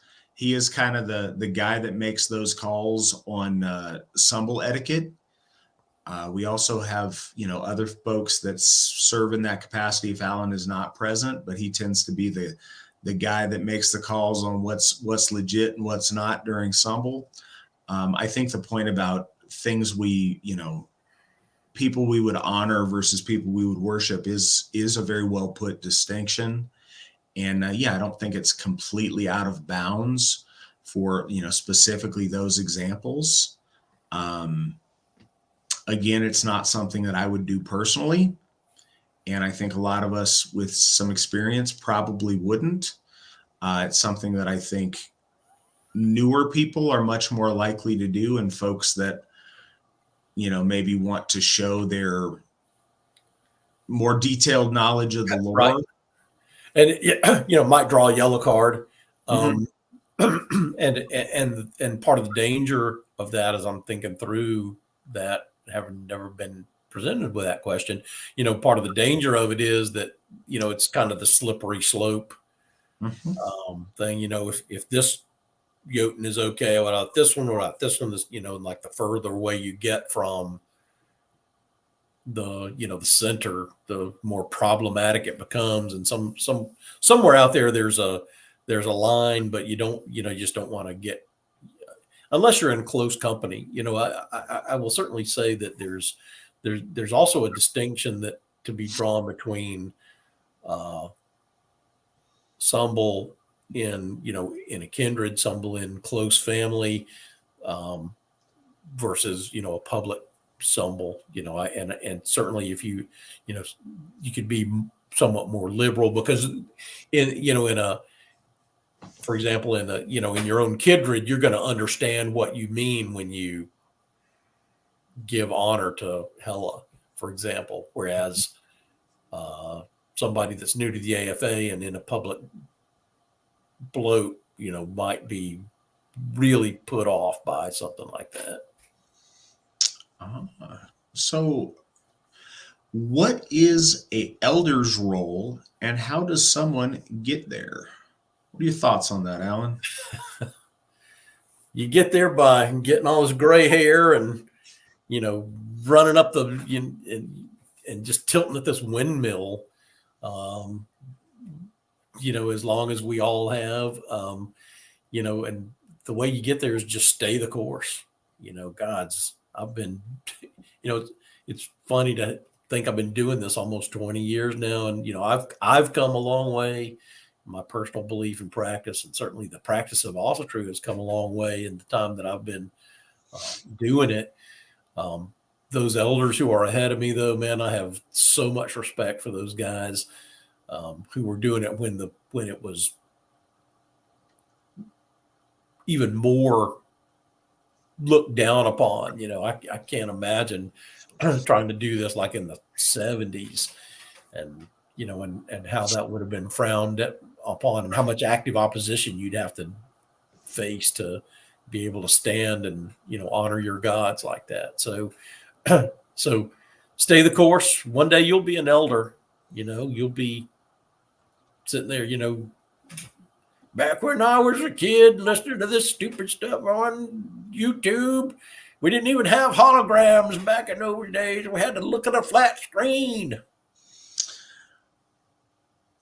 It's an interesting question. I think there's kind of two classes of elders. I think in general, and I think folkish people get this, it shocks me that our opposition doesn't get this on a fundamental level. People who are old, you give them a certain amount of respect and you give them more latitude than you give people that are young before they, rise you to objection or action. That's just common sense amongst humanity, and we all understand that. You afford a certain amount of respect to people who've come before you. I think that's absolutely there in a macro case with elderly people in the world. And I think it applies even more so to folks in Asatru. And within Asatru, there's kind of a matrix of not just age, but age and time involved in Asatru. Certainly everything Alan said, it's absolutely have a lot of respect for the folks that came before us and that paved the way to get us to where we are. And at the very least, everybody, it doesn't mean that elders are infallible, of course not, but at the very least, you listen respectfully when those who are older than yourself are talking to you. And a note on that, there's all these steps, especially within Asatru, for people who are new to it. There's all these steps that have to take place to get us where we are. And right now, we think this is the pinnacle of Asatru. This is the best it's ever been. This is exactly how it should be. This is the only right way to do it. And I think that every person at every time felt that, or they would have been doing it differently. It's very easy to look back at what some of the old timers did and feel that it's silly or, it's dumb or whatever because we do something differently. But those were the steps that it took to get where we were at. And time and circumstance cast a very different light on things. So to have a certain amount of humility when looking at the things our elders did that allowed us to get where we are, I fully expect that, 100 years from now, 200 years from now, people will do things differently than I'm doing them right now. And I hope that they will afford me the courtesy of, appreciating what I did for the time that I was doing it. And I also hope that they'll learn from it and further perfect this to where it gets closer and closer to being worthy of our gods. But I think that's very important when we look at our elders and we respect the things that they've done. That's all the questions we've got tonight. It's been about 3.5 hours. I got some dinner to eat. I appreciate you guys and your questions and all your participation tonight. We had some really good questions. And Alan, thank you so much for being on the program tonight. People have been so eager to hear from you. And it's been an absolute pleasure to have you. Always a pleasure to speak with you. I looked down a few minutes ago. It seemed like time just flies, man. Love you, brother. It does. I love you too, Alan. We will talk to you a little bit. And I love all you guys too. There we go. We love our AFA family. So I'll talk to you a little bit later, Alan. And guys, we will see you again, same time next week. Until then, hail the gods, hail the folk, hail the AFA. And remember, the victory never sleeps.